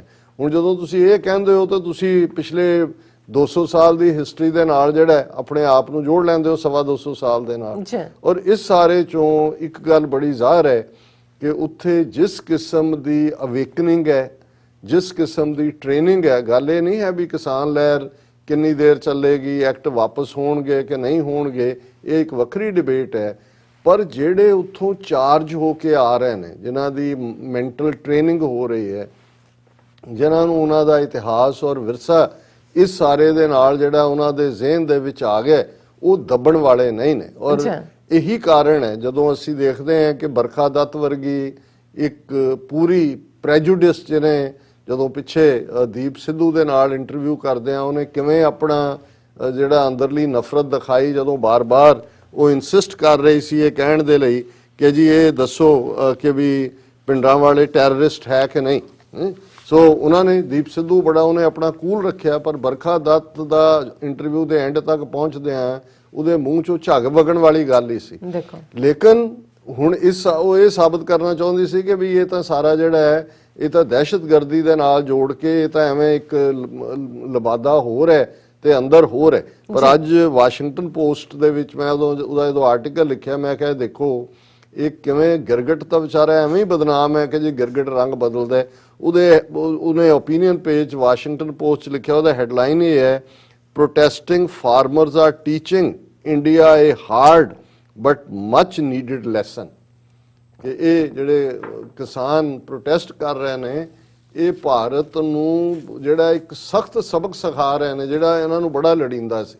ਇਹ ਭਾਰਤ ਨੂੰ ਨਹੀਂ, ਇਹ ਕਹੋ ਵੀ ਤੁਹਾਡੇ ਹਿੰਦੂ ਤਵੀਆਂ ਨੂੰ ਜਿਨ੍ਹਾਂ ਨੇ ਅੱਤ ਮਚਾਈ ਹੋਈ ਸੀ, ਕਸ਼ਮੀਰੀਆਂ ਦੇ ਨਾਲ ਕੀ ਕੀਤਾ ਹੈ, ਸੀਏਏ ਦੇ ਥੱਲੇ ਕੀ ਲਿਆਂਦਾ ਹੈ, ਇੱਕ ਡਰ ਖੌਫ ਪੈਦਾ ਕਰਕੇ ਗੁੰਡਾ ਰਾਜ। ਔਰ ਹੁਣ ਉਹ ਆਦਿੱਤਿਆਨਾਥ ਯੋਗੀ, ਕਨਪਾਟਾ ਯੋਗੀ, ਉਹਨੇ ਕਿਹਾ ਸੀ ਕਿ ਜੀ ਇਹ ਕਿਸਾਨ ਸੜਕਾਂ ਦੇ ਕੀ ਕਰ ਰਹੇ ਨੇ, ਇਹਨਾਂ ਨੂੰ ਖੇਤਾਂ 'ਚ ਹੋਣਾ ਚਾਹੀਦਾ। ਉਹਦਾ ਜਵਾਬ ਇੱਕ ਸਿੱਖ ਕਿਸਾਨ ਨੇ ਕੀਤਾ, ਉਹਨਾਂ ਨੇ ਕਿਹਾ ਜੋਗੀ ਤੂੰ ਇੱਥੇ ਚੀਫ ਮਿਨਿਸਟਰੀ ਕੁਰਸੀ ਦਾ ਕੀ ਕਰਦਾ, ਜੋਗੀ ਦਾ ਕੰਮ ਸੱਪ ਫੜਨਾ, ਤੂੰ ਜਾ ਕੇ ਸੱਪ ਫੜ, ਸਾਨੂੰ ਪਤਾ ਵੀ ਅਸੀਂ ਕੀ ਕਰ। ਹੁਣ ਇਹ ਵੰਗਾਰ ਕੋਈ ਛੋਟੀ ਨਹੀਂ ਹੈ, ਕਿਉਂਕਿ ਉਹਨਾਂ ਨੇ ਉਹ ਮਾਹੌਲ ਸਿਰਜ ਦਿੱਤਾ ਸੀ ਕਿ ਜਿਹਦੇ ਥੱਲੇ ਕੋਈ ਕੁਸਕ ਹੀ ਨਹੀਂ ਸੀ ਸਕਦਾ। ਜਿਹੜੀਆਂ ਡਿਕਟੇਟਰਸ਼ਿਪਸ ਹੁੰਦੀਆਂ ਨੇ, ਤਾਨਾਸ਼ਾਹੀਆਂ ਹੁੰਦੀਆਂ, ਇਹੀ ਹੁੰਦੀਆਂ। ਇਹਨਾਂ ਨੇ ਜਮਹੂਰੀਅਤ ਦੇ ਨਾਂ ਥੱਲੇ, ਜਿਵੇਂ ਹਿਟਲਰ ਨੇ ਵੀ ਤਾਂ ਹਿਟਲਰ ਕਿਹੜਾ ਕੂ ਕਰਕੇ ਆਇਆ ਸੀ, ਉਹਨੇ ਵੀ ਜਿਹੜਾ ਉਹ ਇਲੈਕਸ਼ਨ ਲੜ ਕੇ ਲਈ ਸੀ ਤਾਕਤ। ਲੇਕਿਨ ਜਿਵੇਂ ਨਾਜ਼ੀਆਂ ਨੇ ਇੱਕ ਖੌਫ ਭਰਪਾ ਕਰ ਦਿੱਤਾ ਸੀ ਆਮ ਅਕਲੀਅਤਾਂ ਦੇ ਉੱਤੇ, ਔਰ ਜਿਹੜੇ ਲੋਕ ਈਵਨ ਜਸਟਿਸ ਦੀ, ਉਹਨਾਂ 'ਚ ਵੀ ਜਰਮਨ ਕੌਮ 'ਚ ਵੀ ਇਮਾਨਦਾਰ ਲੋਕ ਸੀ ਜਿਹੜੇ ਦੇਖ ਰਹੇ ਸੀ ਕਿ ਵੀ ਇਹ ਗੱਲ ਗਲਤ ਹੋ ਰਹੀ ਹੈ। ਪਰ ਜਦੋਂ ਡਰ ਇਸ ਕਦਰ ਫੈਲ ਜਾਂਦਾ ਹੈ, ਤੁਸੀਂ ਅੱਜ ਦੇਖ ਲਓ ਮੀਡੀਆ ਤਾਂ ਵਿਕਿਆ ਹੋਇਆ, ਜੁਡੀਸ਼ਰੀ ਕਿੱਥੇ ਹੈ, ਸੁਪਰੀਮ ਕੋਰਟ। ਹੁਣ ਕਸ਼ਮੀਰ ਦਾ ਜਦੋਂ ਇਹਨਾਂ ਨੇ ਆਰਟੀਕਲ 370 ਖਤਮ ਕੀਤਾ, 15 ਮਹੀਨੇ ਹੋ ਗਏ ਨੇ, ਘੱਟੋ ਘੱਟ 400 ਜਿਹੜੀਆਂ ਨੇ public interest litigation supreme court ਦੇ ਵਿੱਚ ਪਈਆਂ ਹੋਈਆਂ, ਪਰ ਕਿਸੇ ਦੀ ਹਿੰਮਤ ਨਹੀਂ ਹੈ ਕਿ ਉਹਦੇ ਤੇ ਸੁਣਵਾਈ ਕਰੇ। ਇਸੇ ਤਰ੍ਹਾਂ ਸੀਏਏ ਜਿਹਦੇ ਖਿਲਾਫ ਕਿੰਨੇ ਪ੍ਰੋਟੈਸਟ ਹੋਏ, 100 ਤੋਂ ਜ਼ਿਆਦਾ ਉਹਨਾਂ ਦੇ ਐਕਟਿਵਿਸਟ ਥਾਈਂ ਜਿਹੜੇ ਨੇ ਉਹ ਯੂਏਪੀਏ ਦੇ ਥੱਲੇ ਉਹਨਾਂ ਨੇ ਬੁੱਕ ਕਰ ਦਿੱਤੇ ਨੇ। ਲੇਕਿਨ ਸੁਪਰੀਮ ਕੋਰਟ ਨੇ ਜਿਹੜਾ ਅਜੇ ਤੱਕ ਇਹਦੀ ਕਨਸਟੀਟਿਊਸ਼ਨੈਲਿਟੀ ਦੇ ਉੱਤੇ ਜਿਹੜਾ ਉਹ ਸੁਣਵਾਈ ਨਹੀਂ ਕੀਤੀ। ਹਾਲਾਂਕਿ ਕਿਵੇਂ ਉਹੀ ਸੁਪਰੀਮ ਕੋਰਟ ਉਹ ਨਫ਼ਰਤ ਦਾ ਵਣਜਾਰਾ ਅਰਨਾਬ ਮੁਖਰਜੀ ਕੀ ਹੈ ਉਹਦਾ ਗੋਸਵਾਮੀ, ਜਿਹਦੇ ਖਿਲਾਫ ਮਹਾਰਾਸ਼ਟਰ ਪੁਲਿਸ ਨੇ ਕੇਸ ਰਜਿਸਟਰ ਕੀਤਾ, ਕਿਵੇਂ ਇੱਕ ਹਫ਼ਤੇ ਦੇ ਵਿੱਚ ਉਹਦੀ ਜ਼ਮਾਨਤ ਕਰਕੇ ਉਹ ਮਾਰੀ। ਸੋ ਕੁੱਲ ਮਿਲਾ ਕੇ ਅਸੀਂ ਦੇਖ ਰਹੇ ਹਾਂ ਕਿ ਇਸ ਸਾਰੇ ਦੇ ਵਿੱਚ ਜਿਹੜਾ ਇੱਕ ਪਾਰਟ ਜਿਸ ਨੂੰ ਇੱਕ ਪੰਜਾਬੀ ਦੇ ਰਾਈਟਰ ਨੇ ਬੜਾ ਖੂਬਸੂਰਤੀ ਨਾਲ ਕਿ ਗੱਲ ਕੱਲੀ ਇਹ ਨਹੀਂ ਹੈ ਕਿ ਪੰਜਾਬ ਦੇ ਜਾਂ ਹਰਿਆਣੇ ਦੇ ਜਾਂ ਦਿੱਲੀ 'ਚ ਇਹ ਹੋ ਰਿਹਾ ਹੈ। ਜੀ ਉਹਨਾਂ ਨੇ ਕਿਹਾ ਕਿ ਦਾਤਿਆ ਤੇਰਾ ਕੌਮ ਦਾ ਲਾਇਆ ਬੂਟਾ ਦਰਖਤ ਬਣ ਕੇ ਭਾਵੇਂ ਆਸਟ੍ਰੇਲੀਆ ਤੋਂ ਅਮਰੀਕਾ ਤੱਕ ਫੈਲ ਗਿਆ ਹੈ, ਪਰ ਜੜ੍ਹਾਂ ਇਹਦੀਆਂ ਪੰਜਾਬ ਵਿੱਚ ਹੀ ਨੇ। ਜਦ ਵੀ ਕਿਸੇ ਨੇ ਜੜ੍ਹਾਂ ਤੇ ਟੱਕ ਮਾਰਨ ਦੀ ਕੋਸ਼ਿਸ਼ ਕੀਤੀ ਤਾਂ ਇਸ ਦੀ ਪੀੜ ਤੇਰੀ ਕੌਮ ਦਾ ਦਰਖਤ ਜਿੱਥੇ ਤੱਕ ਵੀ ਫੈਲਿਆ ਹੋਵੇ ਉਹ ਮਹਿਸੂਸ ਕਰਵਾਉਂਦੀ ਹੈ। ਅੱਛਾ। ਹੁਣ ਇਹ ਹੈ ਜਦੋਂ ਤੁਸੀਂ ਇੱਕ ਸਿੰਬੋਲਿਜ਼ਮ ਕਰਦੇ ਹੋ ਕਿ ਉਹੀ ਹੈ, ਜੜ੍ਹਾਂ ਉੱਥੇ ਨੇ, ਉਸ ਧਰਤੀ 'ਚ ਨੇ, ਫੈਲਿਆ ਹੋਇਆ। ਤੇ ਜੇ ਹੁਣ ਕਿਸੇ ਨੇ ਜੜ ਦੇ ਉੱਤੇ ਟੱਕ ਮਾਰਨ ਦੀ ਕੋਸ਼ਿਸ਼ ਕੀਤੀ ਹੈ, ਕਿਸਾਨਾਂ ਨੂੰ ਬੇਜ਼ਮੀਨੇ ਕਰਨ ਦੀ ਗੱਲ ਕੀਤੀ ਹੈ, ਅੱਛਾ। ਤੇ ਦੁਨੀਆ ਭਰ ਦੇ ਵਿੱਚ ਜਿਹੜੀ ਕੌਮ ਹੈ ਉਹ ਉੱਠ ਕੇ ਨਾਲ ਖਲੋਤੀ ਹੈ। ਔਰ ਇਹਦੇ 'ਚ ਅੱਜ ਇੱਕ ਜਿਹੜਾ ਵੱਡੀ ਖਬਰ ਬਣੀ ਕਿ ਐਗਰੀਕਲਚਰ ਯੂਨੀਵਰਸਿਟੀ ਦੇ ਪ੍ਰਿੰਸੀਪਲ ਜਿਨ੍ਹਾਂ ਨੂੰ ਇੱਕ ਵੱਡਾ ਅਵਾਰਡ 500 ਵਿਗਿਆਨੀਆਂ ਦੇ ਵਿੱਚ ਉੱਥੇ ਸੈਂਟਰਲ ਮਿਨਿਸਟਰ ਦੇ ਰਿਹਾ ਸੀ, ਉਹਨਾਂ ਦਾ ਨਾਂ ਹੈ PAU ਦੇ ਸਾਇੰਸ ਵਿਭਾਗ ਦੇ ਪ੍ਰਿੰਸੀਪਲ ਨੇ ਡਾਕਟਰ ਵਰਿੰਦਰਪਾਲ ਸਿੰਘ। ਜੀ ਔਰ ਫਰਟੀਲਾਈਜ਼ਰ ਐਸੋਸੀਏਸ਼ਨ ਆਫ ਇੰਡੀਆ ਦੇ 골ਡਨ ਜੁਬਲੀ ਫਾਰ ਐਕਸਲੈਂਸ, ਉਹਨਾਂ ਨੂੰ ਆਨਰ 800 ਦੁਨੀਆ ਦੇ ਜਿਹੜੇ ਸਾਇੰਟਿਸਟ ਨੇ ਉਹ ਮੌਜੂਦ ਸੀ। ਔਰ ਮੋਦੀ ਦੇ ਜਿਹੜਾ ਖਾਦ ਮੰਤਰੀ ਹੈ, ਰਸਾਇਣ ਮੰਤਰੀ ਕੈਮੀਕਲਸ ਦਾ, ਜੀ ਉਹ ਅਵਾਰਡ ਦੇ ਰਿਹਾ ਸੀ ਉਹਨਾਂ ਬਾਕੀਆਂ ਨੂੰ ਵੀ। ਤੇ ਜਦੋਂ ਉਹਨਾਂ ਦਾ ਨਾਮ ਬੋਲਿਆ ਗਿਆ, ਔਰ ਦਰਸ਼ਕ ਉਸ ਪਿਕਚਰ ਨੂੰ ਦੇਖ ਸਕਦੇ ਨੇ, ਉਹ ਆਏ, ਉਹਨਾਂ ਨੇ ਹੱਥ ਜੋੜੇ ਔਰ ਹੱਥ ਜੋੜ ਕੇ ਉਹਨਾਂ ਨੇ ਅਵਾਰਡ ਲੈਣ ਤੋਂ ਨਾ ਭਰੀ ਸਟੇਜ ਹੈ, 800 ਬੰਦਾ ਸਾਇੰਟਿਸਟ ਦੁਨੀਆ ਦਾ ਬੈਠਾ ਹੋਇਆ ਹੈ, ਔਰ ਉਹ ਆ ਕੇ ਸਟੇਜ ਦੇ ਉੱਤੇ ਹੱਥ ਜੋੜ ਕੇ ਕਹਿੰਦੇ ਨੇ ਜਦੋਂ ਮੁਲਕ ਦੇ ਕਿਸਾਨ ਆਪਣੇ ਹੱਕਾਂ ਲਈ ਸੜਕਾਂ ਤੇ ਹਨ, ਅਜੇ ਸਮੇਂ ਮੇਰੀ ਜ਼ਮੀਰ ਇਹ ਇਨਾਮ ਲੈਣ ਦੀ ਇਜਾਜ਼ਤ ਨਹੀਂ ਦਿੱਤੀ, ਕਿਉਂਕਿ ਹੁਣ ਤੱਕ ਅਸੀਂ ਜੋ ਵੀ ਕੰਮ ਕੀਤਾ ਹੈ ਇਸ ਫੀਲਡ ਦੇ ਵਿੱਚ ਉਹ ਸਿਰਫ ਤੇ ਸਿਰਫ ਕਿਸਾਨਾਂ ਲਈ ਕੀਤਾ ਹੈ। ਹੁਣ ਉਹ ਹੈ ਹੀ ਐਗਰੀਕਲਚਰ ਐਕਸਪਰਟ ਨੇ, ਅਵਾਰਡ ਵੀ ਉਹਨਾਂ ਨੂੰ ਜਿਹੜਾ ਉਸ ਰਿਸਰਚ ਦੇ ਉੱਤੇ ਮਿਲ ਰਿਹਾ ਸੀ। ਪਰ ਇਹ ਹੈ ਬਿਲਕੁਲ ਜਿਨ੍ਹਾਂ ਨੇ 50 ਤੋਂ ਜ਼ਿਆਦਾ ਸਪੋਰਟਸਮੈਨ ਔਰ ਲਿਟਰਰੀ ਫਿਗਰਸ, ਉਹਨਾਂ ਨੇ ਤਾਂ ਅਵਾਰਡ ਮੋੜੇ ਹੀ ਮੋੜੇ। ਉਹ ਤਾਂ ਪਹਿਲਾਂ ਦੇ ਮਿਲੇ ਅਵਾਰਡ ਸੀ ਉਹ ਉਹਨਾਂ ਨੇ, ਪਰ ਇਹਦੇ ਲਈ ਬਹੁਤ ਸਾਰਾ ਹੌਸਲਾ ਚਾਹੀਦਾ। ਔਰ ਇਹ ਜਿਹੜਾ ਵਾਈਸ ਚਾਂਸਲਰ ਹੈ, ਨੌਕਰੀ ਵੀ ਜਾਏਗੀ ਔਰ ਮੌਕੇ ਤੇ ਕੁਝ ਵੀ ਹੋ ਸਕਦਾ ਸੀ, ਪਰ ਇਹਨੂੰ ਕਹਿੰਦੇ ਨੇ ਪਰੇ ਦੇ ਵਿੱਚ ਸਿਰ ਉੱਚਾ ਕਰ ਦੇਣਾ। ਔਰ ਮੈਂ ਸਮਝਦਾ ਵੀ ਇਹ ਰਿਮਾਰਕੇਬਲ ਹੈ। ਔਰ ਇਸ ਸਾਰੇ ਦੇ ਨਾਲ ਜਦੋਂ ਅਸੀਂ ਇੰਟਰਨੈਸ਼ਨਲੀ ਬਾਕੀ ਐਕਟੀਵਿਟੀ ਵੱਲ ਦੇਖਦੇ ਹਾਂ ਤੇ ਆਪਣੇ ਸਾਡਾ ਜਦੋਂ ਅਸੀਂ ਇਹ ਕਹਿੰਦੇ ਆ ਕਿ ਸਾਡਾ ਮੱਕਾ ਤੇ ਮਦੀਨਾ, ਨਨਕਾਣਾ ਸਾਹਿਬ, ਕਰਤਾਰਪੁਰ ਸਾਹਿਬ ਪਾਕਿਸਤਾਨ ਦੀ ਪਾਕ ਜ਼ਮੀਨ ਤੇ ਨੇ, ਤੇ ਅੱਜ ਜੇ ਦੁਨੀਆ ਭਰ ਦੇ ਵਿੱਚ ਸਿੱਖ ਔਰ ਪੰਜਾਬੀ ਡਾਇਸਪੋਰਾ ਖਲੋਤਾ ਹੈ ਆਪਣੇ ਕਿਸਾਨਾਂ ਨਾਲ, ਤੇ ਨਨਕਾਣਾ ਸਾਹਿਬ ਦੀ ਧਰਤੀ ਤੇ ਵੀ ਅੱਜ ਇਹਨਾਂ ਦੇ ਹੱਕ ਦੇ ਵਿੱਚ ਪ੍ਰੋਟੈਸਟ ਹੋਇਆ ਔਰ ਉਸ ਦੇ ਵਿੱਚ ਵੱਡੀ ਗਿਣਤੀ ਦੇ ਵਿੱਚ, ਕਿਉਂਕਿ ਗੁਰੂ ਨਾਨਕ ਸਾਹਿਬ ਦੇ ਨਾਂ ਤੇ ਸਕੂਲ ਹੈ, ਬੜੀਆਂ ਪਿਆਰੀਆਂ ਸਿੱਖ ਬੱਚੀਆਂ ਜਿਹੜੀਆਂ ਨੇ ਉਹ ਵੀ ਪ੍ਰੋਟੈਸਟ ਦੇ ਵਿੱਚ ਦਰਸ਼ਕ ਦੇਖ ਸਕਦੇ ਨੇ ਸਕਰੀਨ ਦੇ ਉੱਤੇ। ਔਰ ਵੱਡੀ ਵਿਸ਼ਾਲ ਰੈਲੀ ਹੋਈ, ਉਸ ਦੇ ਵਿੱਚ ਮੁਸਲਮਾਨ ਭੈਣ ਭਰਾ ਵੀ ਸ਼ਾਮਲ ਹੋਏ, ਆਪਣੀ ਮਸੀਹ ਬਰਾਦਰੀ ਵੀ ਹੋਈ ਔਰ ਲੋਕਲ ਜਿਹੜੇ ਹਿੰਦੂ ਬਰਾਦਰੀ ਹੈ ਉਹ ਵੀ ਆਏ। ਸੋ ਇਹ ਵੀ ਆਪਣੇ ਆਪ ਦੇ ਵਿੱਚ ਇੱਕ ਫਖਰ ਔਰ ਮਾਣ ਵਾਲੀ ਗੱਲ ਹੈ। ਔਰ ਅਸੀਂ ਨਾਲ ਦੀ ਨਾਲ ਇਹ ਵੀ ਦੱਸਦੇ ਜਾਈਏ ਕਿ ਜਿਸ ਅੰਦਾਜ਼ ਦੇ ਵਿੱਚ ਇਹ ਵਿਰੋਧ ਚੱਲ ਰਹੇ ਨੇ, ਹੁਣ ਤਾਂ ਇੰਨੀਆਂ ਕੁ ਰੈਲੀਆਂ ਥਾਂ ਹੀ ਨੇ ਕਿ ਬਹੁਤ ਵਾਰ ਜਿਹੜਾ ਉਹਨਾਂ ਦਾ ਹੁਣ ਟਰੈਕ ਰੱਖਣਾ ਵੀ ਔਖਾ ਹੈ। ਔਰ ਕਿਉਂਕਿ ਕੱਲ 10 ਦਸੰਬਰ ਦਾ ਦਿਨ ਹਿਊਮਨ ਰਾਈਟਸ ਡੇ ਹੈ ਔਰ ਇਸ ਮੌਕੇ ਦੇ ਉੱਤੇ ਯੂਨਾਈਟਿਡ ਸਿੱਖਸ ਆਰਗੇਨਾਈਜੇਸ਼ਨ ਵੱਲੋਂ ਇੱਕ ਬੜਾ ਜ਼ਬਰਦਸਤ ਜਿਹੜਾ ਵੈਬਨਾਰ ਜਾਂ ਉਹਨੂੰ ਜਿਹੜਾ ਜ਼ੂਮ ਕਾਨਫਰੰਸ ਵੀ ਕਹਿੰਦੇ ਨੇ, ਉਹ ਉਹਨਾਂ ਨੇ ਫਾਰਮਰਸ ਇਸ਼ੂ ਦੇ ਉੱਤੇ ਰੱਖਿਆ। ਉਹਦਾ ਉਹਨਾਂ ਦਾ ਟੌਪਿਕ ਹੈ Indian farmer laws and rights, challenges and solutions, ਕਿ ਕਿਸਾਨਾਂ ਦੇ ਹੱਕ ਚੈਲੰਜ ਕੀ ਨੇ ਔਰ ਸੋਲਿਊਸ਼ਨ ਕੀ ਨੇ। ਔਰ ਉਹਦੇ 'ਚ ਜਿਹੜਾ ਪੈਨਲ ਹੈ ਉਹਦੇ 'ਚ ਲਗਭਗ 16 ਪਰਸਨੈਲਿਟੀਜ਼ ਨੇ। ਹਾਲਾਂ ਮੈਨੂੰ ਵੀ ਉਹਨਾਂ ਨੇ ਮਾਣ ਦਿੱਤਾ ਸੀ ਕਿ ਵੀ ਤੁਸੀਂ ਸ਼ਾਮਲ ਹੋਵੋ, ਲੇਕਿਨ ਕੱਲ ਕਿਉਂਕਿ ਹਿਊਮਨ ਰਾਈਟਸ ਡੇ ਦੇ ਉੱਤੇ ਜਿਹੜਾ ਇੱਥੇ ਇੰਡੀਅਨ ਕੌਂਸੂਲੇਟ ਦੇ ਬਾਹਰ ਪ੍ਰੋਟੈਸਟ ਹੈ, ਦੇਗ ਤੇਗ ਫਤਿਹ ਰੈਲੀ ਜਿਹੜੀ ਸਿੱਖਸ ਫਾਰ ਜਸਟਿਸ ਵੱਲੋਂ ਆਰਗੇਨਾਈਜ਼ ਕੀਤੀ ਜਾ ਰਹੀ ਹੈ, ਉਹਨਾਂ ਨੇ ਰਿਚਮੰਡ ਹਿੱਲ ਤੋਂ ਸ਼ੁਰੂ ਕਰਨਾ ਔਰ ਇੱਕ ਟਰੈਕਟਰ ਦੇ ਮਗਰ ਮੋਦੀ ਦਾ ਪੁਤਲਾ ਜਿਹੜਾ ਉਹ ਘੜੀਸ ਕੇ ਕੌਂਸੂਲੇਟ ਤੱਕ ਲਿਜਾਣਾ।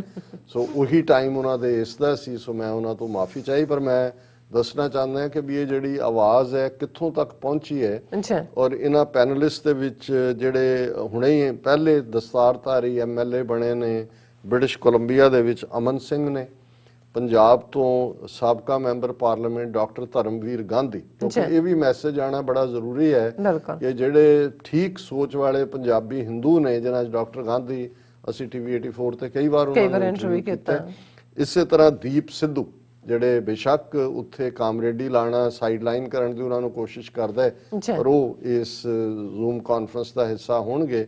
ਡਾਕਟਰ ਗੁਰਨਾਮ ਸਿੰਘ ਇਹ ਯੂਕੇ ਕੋਵੈਂਟਰੀ ਦੇ ਵਿੱਚ ਨੇ ਔਰ ਜਿਹੜੀ ਟੌਪ 5 ਯੂਨੀਵਰਸਿਟੀਆਂ ਨੇ ਉਹਨਾਂ ਦੇ ਵਿੱਚ ਪ੍ਰੋਫੈਸਰ ਨੇ, ਉਹ ਹੋਣਗੇ। ਫਿਰ ਅਮਰੀਕਾ ਦੇ ਕਾਂਗਰਸਮੈਨ ਗ੍ਰੈਗਰੀ ਮੀਕਸ, ਇਹ ਕਾਂਗਰਸਮੈਨ ਨੇ, ਉਹ ਇਹਦੇ ਸ਼ਮੂਲੀਅਤ ਕਰਨਗੇ।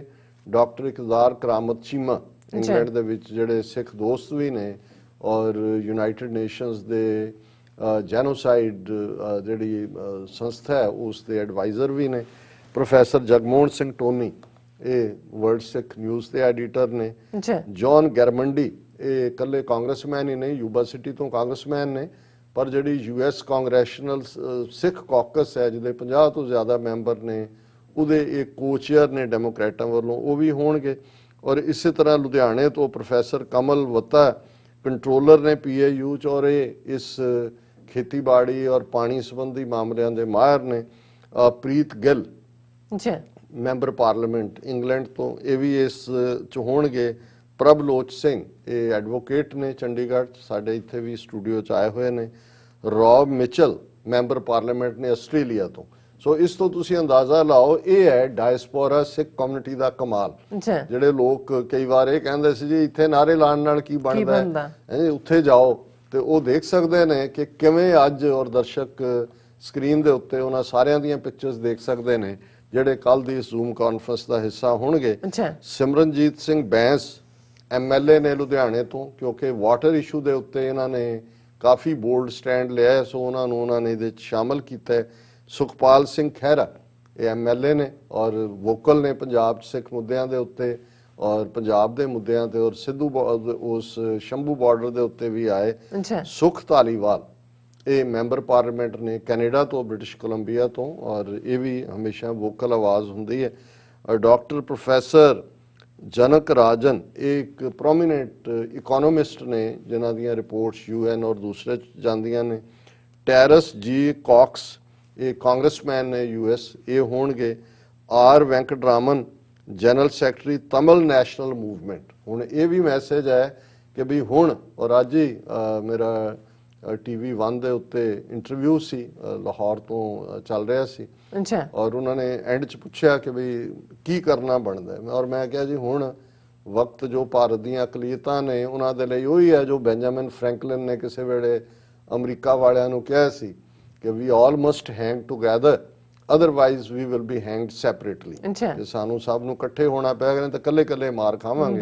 ਸੋ ਹੁਣ ਅਸੀਂ ਦੇਖ ਰਹੇ ਹਾਂ ਕਿ ਭਾਈ ਕਿਵੇਂ ਮੁਸਲਮਾਨ ਭਾਈਚਾਰਾ ਵੀ ਔਰ ਈਵਨ ਇਹ ਤਮਿਲ ਸਕਾਲਰ ਜਿਹੜੇ ਨੇ general secretary Tamil national movement, ਇਸੇ ਤਰ੍ਹਾਂ ਜੈਨੀਫਰ ਰਾਜਕੁਮਾਰ ਇਹ ਮੈਂਬਰ ਨਿਊਯਾਰਕ ਸਟੇਟ ਅਸੈਂਬਲੀ ਦੀ ਹੈ, ਇਹ ਵੀ ਸ਼ਾਮਲ ਹੋਏਗੀ। ਔਰ ਹਰਕਿਰਤ ਸਿੰਘ ਕੌਂਸਲਰ ਇਹ ਬਰੈਂਪਟਨ ਤੋਂ ਨੇ ਕੈਨੇਡਾ ਤੋਂ, ਇਹ ਬਰੈਂਪਟਨ 'ਚ ਵੀ ਉਹਨਾਂ ਦੀ ਸਿਟੀ ਕੌਂਸਲ ਨੇ ਇੱਕ ਕਿਸਾਨਾਂ ਦੇ ਮੁੱਦੇ ਦੇ ਉੱਤੇ ਰੈਜ਼ੋਲੂਸ਼ਨ ਕੀਤਾ ਉਹਨੂੰ ਔਰ ਕੰਡੈਮ ਕੀਤਾ ਜੋ ਕੁਝ ਉੱਥੇ ਚੱਲ ਰਿਹਾ। ਸੋ ਅਸੀਂ ਯੂਨਾਈਟਿਡ ਸਿੱਖਸ ਨੂੰ ਮੁਬਾਰਕਬਾਦ ਦਿੰਦੇ ਹਾਂ ਕਿ ਇੰਨਾ ਡਿਸਟਿੰਗੁਇਸ਼ਡ ਪੈਨਲ ਔਰ ਇੰਨੀ ਵੱਡੀ ਜਿਹਦੇ 'ਚ ਗਲੋਬਲ ਵੀ ਨੇ ਔਰ ਇਹ ਸਾਰੇ ਪਬਲਿਕ ਦੇ ਨੁਮਾਇੰਦੇ ਨੇ, ਐਮਪੀ ਕਾਂਗਰਸਮੈਨ ਦੂਜੇ, ਇਹ ਖਾਲਿਸਤਾਨੀ ਦਹਿਸ਼ਤਗਰਦ ਨਹੀਂ ਹੈਗੇ।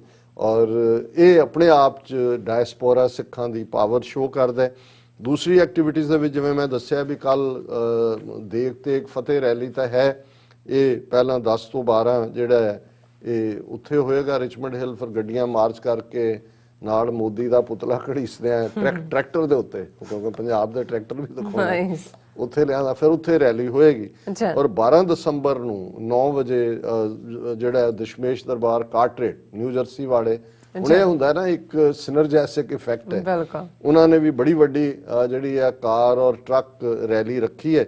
ਔਰ ਇਸੇ ਤਰ੍ਹਾਂ 12 ਤਰੀਕ ਨੂੰ ਵਾਸ਼ਿੰਗਟਨ ਡੀਸੀ ਸਾਡਾ ਪੇਕਾ ਪਿੰਡ ਔਰ ਅੱਜ ਹੀ ਉੱਥੋਂ ਬਹੁਤ ਸਾਰੀਆਂ ਕਾਲਾਂ ਵੀ ਆਈਆਂ ਕਿ ਤੁਸੀਂ ਜੁਆਇਨ ਕਰੋ, ਅਸੀਂ ਜਾ ਤਾਂ ਨਹੀਂ ਪਾਵਾਂਗੇ, ਅੱਛਾ ਲੇਕਿਨ ਉਹਨਾਂ ਨੇ ਵੱਡੇ ਪੈਮਾਨੇ ਤੇ ਜਿਹੜਾ ਅਰਲਿੰਗਟਨ ਵਰਜੀਨੀਆ ਉਹ ਕੈਪੀਟਲ ਹਿੱਲ ਦੇ ਨੇੜੇ ਇਕੱਠੇ ਹੋਣਗੇ ਔਰ ਫਿਰ ਜਾ ਕੇ ਇੰਡੀਅਨ ਐਮਬੈਸੀ ਨੂੰ ਘੇਰਣਗੇ। ਉੱਥੇ ਜਿਹੜੀ ਹੈ ਉਹ ਰੈਲੀ ਵੀ ਹੋਏਗੀ ਅੱਛਾ ਔਰ ਇਹ ਜਿਹੜਾ ਹੈ, ਇਸ ਸਾਰੇ ਚੋਂ ਅਸੀਂ ਇਹ ਦੇਖ ਰਹੇ ਹਾਂ ਕਿ ਇਹ ਸਾਡੀ ਇੱਕ ਸਟਰੈਂਥ ਨਿਕਲੀ ਹੈ। ਹਾਲਾਂ ਜਿਹੜਾ ਨਿਊ ਈਅਰ ਈਵ ਦੇ ਮੌਕੇ ਤੇ ਇੱਕ ਤੋਹਫਾ ਭਾਰਤੀ ਹਕੂਮਤ ਨੇ ਡਾਇਸਪੋਰਾ ਸਿੱਖਾਂ ਨੂੰ ਦਿੱਤਾ ਹੈ, ਅੱਛਾ ਕਿਉਂਕਿ ਜੇ ਅਸੀਂ ਦੱਸ ਰਹੇ ਹਾਂ ਵੀ ਡਾਇਸਪੋਰਾ ਦੀ ਤਾਕਤ ਕੀ ਹੈ ਤੇ ਸਾਡਾ ਦੁਸ਼ਮਣ ਵੀ ਦੱਸ ਰਿਹਾ ਵੀ ਸਾਡੀ ਅੱਖ ਤੋਂ ਤੁਸੀਂ ਦੂਰ ਨਹੀਂ। ਅੱਛਾ ਪਰ ਜਿਵੇਂ ਮੈਂ ਅੱਗੇ ਵੀ ਦੱਸਿਆ ਸੀ ਕਿ ਮੈਂ ਪਹਿਲੀ ਵਾਰ ਜਦੋਂ ਦਿਆਸ ਸਿੰਘ ਲਾਹੌਰੀਆ ਜਿਹੜੇ ਅਮਰੀਕਾ ਦੀ ਡੈਨਵਰ ਕੋਲੋਰਾਡੋ ਦੀ ਜੇਲ੍ਹ 'ਚ ਸੀ, ਉਹਨਾਂ ਨੂੰ ਮੈਂ ਮਿਲਣ ਗਿਆ, ਉਹਨਾਂ ਦੀ ਐਕਸਟ੍ਰੈਡੀਸ਼ਨ ਹੋਈ ਬਾਅਦ 'ਚ, ਤੇ ਉਹ ਪਹਿਲੀ ਵਾਰ ਸੀ, ਉਹਨਾਂ ਨੂੰ ਜਿਹੜਾ ਉਹਨਾਂ ਦਾ ਵਕੀਲ ਵੀ ਨਾਲ ਸੀ ਔਰ ਮੈਂ ਦੇਖਿਆ ਉਹ ਜਦੋਂ ਆਏ ਮੁਲਾਕਾਤ ਲਈ ਉਹਨਾਂ ਦੇ ਪੈਰਾਂ 'ਚ ਬੇੜੀਆਂ ਸੀ ਔਰ ਹੱਥ, ਤੇ ਮੈਂ ਇੱਕਦਮ ਮੇਰੇ ਚਿਹਰੇ ਤੇ ਉਦਾਸੀ ਵੀ ਹੋਈ। ਤੇ ਮੈਂ ਉਹ ਸਿੱਖ ਸਪਿਰਿਟ ਦੀ ਗੱਲ ਕਰਦਾ ਵੀ ਇਹ ਕਿਵੇਂ ਸਾਨੂੰ ਡਰਾਉਣ ਦਾ ਸੋਚਦੇ ਨੇ। ਅੱਛਾ ਉਹ ਮੈਨੂੰ ਦੇਖਦੇ ਆ, ਕਹਿੰਦੇ ਡਾਕਟਰ ਸਾਹਿਬ ਉਹ ਲਾਹੌਰੀਆ ਨੇ, ਕਿ ਦਿਆਲ ਸਿੰਘ ਲਾਹੌਰੀਆ ਹੀ ਨਾਮ, ਕਹਿੰਦੇ ਡਾਕਟਰ ਸਾਹਿਬ ਫਿਕਰ ਨਾ ਕਰੋ, ਇਹ ਸਿੰਘਾਂ ਦੇ ਗਹਿਣੇ ਨੇ, ਇਹ ਸਿੰਘਾਂ ਦੇ ਗਹਿਣੇ ਨੇ। ਅੱਛਾ ਸੋ ਮੇਰੀਆਂ ਅੱਖਾਂ 'ਚ ਅਥਰੂ ਵੀ ਆਏ, ਪਰ ਮੈਨੂੰ ਇਹ ਲੱਗਾ ਵੀ ਹਜ਼ਾਰਾਂ ਮੀਲ ਉੱਥੋਂ ਕਿਵੇਂ ਵਿਚਾਰੇ ਉੱਥੇ ਇਹਦਾ ਹਾਈਡਿੰਗ ਰਹਿੰਦੇ ਰਹੇ, ਕਿੱਡੇ ਵੱਡੇ ਕਾਰਨਾਮੇ ਕੀਤੇ, ਬਾਹਰ ਆਏ ਨੇ, ਕੋਈ ਮਿਲਣ ਗਿਆ ਉੱਥੇ ਅਨਨੋਨ ਥਾਂ ਦੇ ਉੱਤੇ ਡੈਨਵਰ ਕੋਲੋਰਾਡੋ 'ਚ ਕੋਈ ਮੁਲਾਕਾਤ ਨਹੀਂ ਸੀ, ਹੋ ਹੀ ਨਹੀਂ ਸੀ ਸਕਦੀ, ਕੋਈ ਹੈ ਵੀ ਜਾਣੂ ਵੀ ਨਹੀਂ ਹੈ। ਇਹ ਸਪਿਰਿਟ ਇਹ ਹੈ। ਪਰ ਹੁਣ ਇਹ ਜਿਹੜਾ ਸਾਡਾ ਦੁਸ਼ਮਣ ਸਮਝਦਾ ਹੈ ਕਿ ਵੀ ਇਹਨਾਂ ਨੇ ਸਾਨੂੰ ਡਰਾਣਾ ਹੈ ਔਰ ਇਹ ਆ ਗਿਆ ਅੱਜ ਮੇਨਲੀ ਕਿ ਜਿਹੜੀ ਉਹਨਾਂ ਦੀ ਨੈਸ਼ਨਲ ਇਨਵੈਸਟੀਗੇਟਿਵ ਏਜੰਸੀ ਹੈ NIA, ਉਹਨਾਂ ਨੇ 16 ਜਿਹੜੇ ਖਾਲਿਸਤਾਨੀ ਐਕਟਿਵਿਸਟ ਨੇ ਅਮਰੀਕਾ ਦੇ ਵਿੱਚ, ਕੈਨੇਡਾ ਦੇ ਵਿੱਚ ਔਰ UK ਦੇ ਵਿੱਚ, ਉਹਨਾਂ ਨੂੰ ਇੰਡੀਅਨ ਪੀਨਲ ਕੋਡ ਦੀਆਂ ਧਾਰਾਵਾਂ ਦੇ ਥੱਲੇ ਬੁੱਕ ਕਰ ਲਿਆ। UAPA ਜਿਹੜਾ ਉਹਦੇ ਥੱਲੇ ਜਿਹੜਾ ਉਹ ਰਗੜਾ ਦੇਣ ਦਾ ਫੈਸਲਾ ਕੀਤਾ ਹੈ ਔਰ ਇਸ ਸਾਰੇ ਨੂੰ ਬੜਾ ਖਬਰ ਬਣਾ ਕੇ ਇਵਨ ਇਕਨੋਮਿਕ ਟਾਈਮਸ ਨੇ ਖਬਰ ਦਿੱਤੀ ਹੈ ਕਿ ਵੀ ਚਾਰਜ ਸ਼ੀਟ ਉਹਨਾਂ ਨੇ ਫਾਈਲ ਕੀਤੀ ਹੈ ਕਿ ਅਨਲਾਫੁਲ ਐਕਟੀਵਿਟੀਜ਼ UAPA ਦੇ ਥੱਲੇ ਇਹਨਾਂ ਨੂੰ ਅਸੀਂ ਅਕਿਊਜ਼ ਕਰਦੇ ਹਾਂ ਔਰ ਮੈਂ ਉਹਨਾਂ ਦੇ ਨਾਂ ਨਹੀਂ ਪੜਾਂਗਾ ਕਿਉਂਕਿ ਸਾਰੇ ਪਾਸੇ ਨੇ, ਪਰ ਮੈਂ ਉਹਨਾਂ ਦੇ ਵਿੱਚ ਸਰ ਹਿੰਮਤ ਸਿੰਘ ਹੋਰਾਂ ਦਾ ਨਾਮ ਵੀ ਹੈ ਤੇ ਮੈਂ ਅੱਜ ਉਹਨਾਂ ਨੂੰ ਕਾਲ ਕਰਕੇ ਮੁਬਾਰਕਬਾਦ ਦਿੱਤੀ। ਕਹਿਣ ਲੱਗੇ ਮੇਰਾ ਕੇਕ ਕੱਟਣ ਨੂੰ ਜੀ ਕਰਦਾ। ਮੈਂ ਕਿਹਾ ਤੁਸੀਂ ਕੇਕ ਮੰਗਵਾਓ ਸਹੀ, ਨਾਲੇ ਮੈਂ ਕਿਹਾ ਅਸੀਂ ਪਿੱਛੋਂ ਹੈਪੀ ਬਰਥਡੇ ਵਾਂਗੂ ਤਾੜੀਆਂ ਮਾਰਾਂਗੇ। ਔਰ ਉਹਨਾਂ ਦੇ ਵਿੱਚ ਜਿਹੜਾ ਬਾਕੀ ਸਿੱਖ ਔਰ ਸਾਰਿਆਂ ਨੂੰ ਸਿੱਖਸ ਫਾਰ ਜਸਟਿਸ ਦੇ ਨਾਲ ਜੋੜ ਕੇ ਔਰ ਜਿਹੜੇ ਚਾਰਜ ਨੇ ਉਹ ਵੀ ਇਵੇਂ ਹੀ ਹੈ ਜਿਵੇਂ ਕਦੇ ਸੁਕਰਾਤ ਨੂੰ ਜ਼ਹਿਰ ਦੇਣ ਵਾਲਿਆਂ ਨੇ ਜਿਹੜਾ ਫੈਸਲਾ ਸੁਣਾਇਆ ਸਜ਼ਾਏ ਮੌਤ ਦਾ ਉਸ ਸ਼ਹਿਰ ਵਾਲਿਆਂ ਨੂੰ, ਨਹੀਂ ਸੀ ਕਿ ਇਹ ਨੌਜਵਾਨਾਂ ਦੇ ਦਿਮਾਗਾਂ ਨੂੰ ਦੇ ਵਿੱਚ he is corrupting the minds of the youngsters, ਉਹਨਾਂ ਦੇ ਦਿਮਾਗ ਖਰਾਬ ਕਰਦਾ, ਨਵੇਂ ਆਈਡੀਆ ਦਿੰਦਾ। ਸੋ ਇਹਦੇ ਚ ਵੀ ਉਹਨਾਂ ਨੇ ਜਿੱਥੇ ਕਿਹਾ ਕਿ ਵੀ ਇਹ ਹਿਊਮਨ ਰਾਈਟਸ ਐਡਵੋਕੇਸੀ ਗਰੁੱਪ ਦੇ ਨਾਂ ਥੱਲੇ ਇਹ ਸੈਸੈਸ਼ਨਿਸਟ ਅੱਡ ਹੋਣ ਦੀ ਗੱਲ, separatism to propagate sedition as well as enmity on the grounds of region and religion to radicalize impressionable youth, ਇਹ ਹੈ ਕਿ ਕਰਪਟਿੰਗ ਦਾ ਮਾਈਂਡਸ, ਕਿ ਜੀ ਉਹਨਾਂ ਦੇ ਦਿਮਾਗਾਂ ਦੇ ਵਿੱਚ ਖਾਲਿਸਤਾਨ ਪਾਰ ਰਹੇ ਨੇ, to cause disturbance to peace and harmony and to raise funds for terrorist activity, ਔਰ ਕੋਈ ਸਬੂਤ ਤੋਂ ਬਿਨਾਂ। ਔਰ ਉਹਨਾਂ ਨੂੰ ਇਹ ਨਹੀਂ ਪਤਾ ਵੀ ਉਹਨਾਂ ਦੇ ਕੋਈ ਕਾਨੂੰਨ ਇੱਥੇ ਲਾਗੂ ਨਹੀਂ ਹੁੰਦਾ ਤੇ ਜਿਹੜੇ ਇਸ ਰਸਤੇ ਤੇ ਤੁਰੇ ਹੋਏ ਨੇ ਉਹ ਪਰਵਾਨੇ ਨੇ, ਭੂੰਡ ਨਹੀਂ ਹੈਗੇ। ਭੂੰਡ ਵਾਪਸ ਮੁੜਦਾ ਹੈ, ਪਰਵਾਨਾ ਤਾਂ ਜਾ ਕੇ ਉਸ ਤੇ ਫਨਾਹ ਹੁੰਦਾ। ਔਰ ਇੱਥੇ ਗੱਲ ਨਹੀਂ ਮੁੱਕੀ, ਉਹਨਾਂ ਨੂੰ ਲੱਗਿਆ ਕਿ ਵੀ ਇਹ ਕੱਲਾ ਇੰਨਾ ਕਹਿਣਾ ਕਾਫੀ ਨਹੀਂ। ਉਹਨਾਂ ਨੇ ਕਿਹਾ ਕਿ ਵੀ ਇਹ ਵੀ ਹੈ, ਇਹ ਜਿੱਥੇ ਭਾਰਤ ਦੇ ਖਿਲਾਫ ਬਗਾਵਤ ਕਰ ਰਹੇ ਨੇ ਉੱਥੇ they are trying to radicalize youths of Kashmir and openly extending support for the secession of Kashmir from India. ਉਹਨਾਂ ਨੇ ਕਿਹਾ ਜੀ ਇਕੱਲਾ ਸਿੱਖਾਂ ਦੇ ਦਿਮਾਗਾਂ 'ਚ ਨਹੀਂ ਖਾਲਿਸਤਾਨ ਭਰ ਰਹੇ, ਇਹ ਕਸ਼ਮੀਰੀਆਂ ਨੂੰ ਵੀ ਰੈਡੀਕਲਾਈਜ਼ ਕਰ ਰਹੇ ਨੇ ਔਰ ਉਹ ਇਹ ਤਾਂ ਹਮਾਇਤ ਕਰਦੇ ਨੇ ਕਸ਼ਮੀਰੀਆਂ ਦੇ ਭਾਰਤ ਤੋਂ। ਉਹ ਭਾਈ ਤੁਸੀਂ ਉੱਥੇ ਆਏ ਹੋ UN ਸਿਕਿਉਰਿਟੀ ਕਾਉਂਸਲ 'ਚ, ਤੁਸੀਂ ਮੰਨਿਆ ਹੋਇਆ ਵੀ ਕਸ਼ਮੀਰੀਆਂ ਨੂੰ ਹੱਕ ਹੈ ਰਾਈਟ ਆਫ ਸੈਲਫ ਡਿਟਰਮੀਨੇਸ਼ਨ ਦਾ। ਜਿਹੜਾ ਹਿਊਮਨ ਰਾਈਟਸ ਡੇ ਦੀ ਈਵ ਤੇ ਤੁਸੀਂ ਸਾਨੂੰ ਤੋਹਫਾ ਦਿੱਤਾ ਹੈ, ਕੱਲ 10 ਦਸੰਬਰ 72ਵੀਂ ਐਨੀਵਰਸਰੀ ਹੈ ਹਿਊਮਨ ਰਾਈਟਸ ਡੇ ਦੀ, ਉਸ ਚਾਰਟਰ ਨੇ ਤਾਂ ਇਹ ਰਾਈਟ ਆਫ ਸੈਲਫ ਡਿਟਰਮੀਨੇਸ਼ਨ ਦਿੱਤਾ ਹੈ। ਔਰ ਇਸ ਸਾਰੇ ਦੇ ਉੱਤੇ ਜਿਹੜਾ ਉਹਨਾਂ ਨੇ ਕਿਹਾ ਜੀ ਕਿ ਗਵਰਨਮੈਂਟ ਆਫ ਇੰਡੀਆ ਦੀ ਜਿਹੜੀ ਹੈ ਮਿਨਿਸਟਰੀ ਆਫ ਹੋਮ ਅਫੇਅਰਸ ਨੇ 1967 ਦੇ ਉਸ ਅਨਲਾਫੁਲ ਐਕਟੀਵਿਟੀਜ਼ ਐਕਟ ਦੇ ਥੱਲੇ ਇਹਨਾਂ ਸਾਰਿਆਂ ਨੂੰ ਜਿਹੜਾ ਹੈ ਉਹ ਉੱਤੇ ਹੀ ਹੈ। NIA charge sheet 16 people based abroad under anti terror ਲਾ ਫॉर ਪ੍ਰੋ ਖਾਲਿਸਤਾਨ ਐਕਟੀਵਿਟੀ। ਸੋ ਇਹਨੂੰ ਹੁਣ ਕੀ ਕਹੀਏ, ਆਪਣੇ ਜੇ ਪਾਕਿਸਤਾਨੀ ਭਰਾ ਹੋਣ ਤੇ ਸੁਭਾਨ ਅੱਲਾ, ਸੁਭਾਨ ਅੱਲਾ।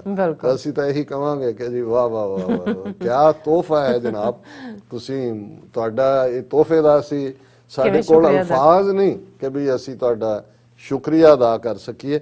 ਔਰ ਮੈਂ ਕਲੋਜ਼ਿੰਗ ਤੋਂ ਪਹਿਲਾਂ ਇੱਕ ਮੈਂ ਕਪਲੇਟ ਕਿਤੇ ਦੇਖਿਆ ਸੀ, ਉਹਦੇ ਚ ਉਹਨਾਂ ਨੇ ਇਹ ਕਿਹਾ, ਗੁਰਭਜਨ ਸਿੰਘ ਹੋਰਾਂ ਦੀ ਇਹ ਲਿਖਤ ਹੈ ਕਿ ਥਾਲੀ ਵਿੱਚੋਂ ਰੋਟੀ ਖਾਂਦਿਓ ਵੀਰੋ, ਥਾਲੀ ਵਿੱਚੋਂ ਰੋਟੀ ਖਾਂਦਿਓ ਵੀਰੋ, ਬੁਰਕੀ ਤੋੜ ਦਿਓ, ਜੋ ਇਸ ਨੂੰ ਹੈ ਪੈਦਾ ਕਰਦਾ ਉਸ ਦੇ ਹੱਕ ਤਾਂ ਮੋੜ ਦਿਓ, ਪੈਲੀ ਬੰਨਾ ਇਸ ਦਾ ਕੰਬਦਾ, ਖਤਰੇ ਵਿੱਚ ਕਿਰਸਾਨ ਡਰੇ, ਡੈਣ ਵੀ ਜਿਸ ਤਰ੍ਹਾਂ ਕਹਿੰਦੇ ਛੱਡਦੀ, ਢਾਈ ਘਰ ਤਾਂ ਛੋੜ ਦਿਓ। ਅਕਸਰ ਸਾਡੇ ਫੋਕਲੋਰ ਚ ਹੈ ਕਿ ਵੀ ਢਾਈ ਘਰ ਤਾਂ ਡੈਣ ਵੀ ਛੱਡ ਲੈਂਦੇ ਆ, ਕਿਉਂਕਿ ਜਿਸ ਥਾਲੀ ਚ ਜਿਹੜੀ ਰੋਟੀ ਜਿਹਦੀ ਕਮਾਈ ਹੈ ਘੱਟੋ ਘੱਟ ਢਾਈ ਘਰ ਤਾਂ ਛੱਡ ਦਿਓ। ਪਰ ਇਹ ਡੈਣਾ ਦੀ ਮਾਂ ਡੈਣ ਹੈ, ਹਿੰਦੂਤਵਾਦੀ ਆਈਡੀਓਲੋਜੀ, ਔਰ ਇਹ ਗੁੰਡਾ ਕ੍ਰੇਸੀ ਦੇ ਨਾਲ ਇਹਨਾਂ ਨੇ ਤਾਕਤ ਹਥਿਆਈ ਹੈ ਔਰ ਗੁੰਡੇ ਬੈਠੇ ਹੋਏ ਨੇ। ਪਰ ਕਨਕਲੂਜਨ ਦੇ ਵਿੱਚ ਜਿਵੇਂ ਇੱਕ ਨੇ ਕਿਹਾ ਵੀ ਹੁਣ ਤੱਕ ਇਹ ਇਹੀ ਚਾਰਜ ਲਾਉਂਦੇ ਸੀ ਜੀ ਦਿੱਲੀ ਦੇ ਵਿੱਚ ਇਹ ਜਿੰਨਾ ਧੂਆਂ ਆਉਂਦਾ ਹੈ, ਪੋਲਿਊਸ਼ਨ ਹੈ, ਉਹੀ ਕਰਦੇ ਨੇ। ਉਹ ਕਹਿੰਦੇ ਹੁਣ ਤੱਕ ਦਿੱਲੀ ਨੇ ਪੰਜਾਬ ਦਾ ਧੂਆਂ ਹੀ ਦੇਖਿਆ ਸੀ, ਧੂਆਂ ਕੱਢਣ ਵਾਲੇ ਪਹਿਲੀ ਵਾਰ ਦੇਖੇ ਨੇ ਕਿ ਵੀ ਆ ਗਏ ਨਾ ਹੁਣ ਤੁਹਾਡਾ ਧੂਆਂ ਕੱਢ ਕੇ ਜਾਵਾਂਗੇ। ਸੋ ਅਸੀਂ ਅਰਦਾਸ ਕਰਦੇ ਹਾਂ ਕਿ ਮਹਾਰਾਜ ਇਸ ਮੁਹਿੰਮ ਦੇ ਵਿੱਚ ਫਤਿਹ ਦੇਣ।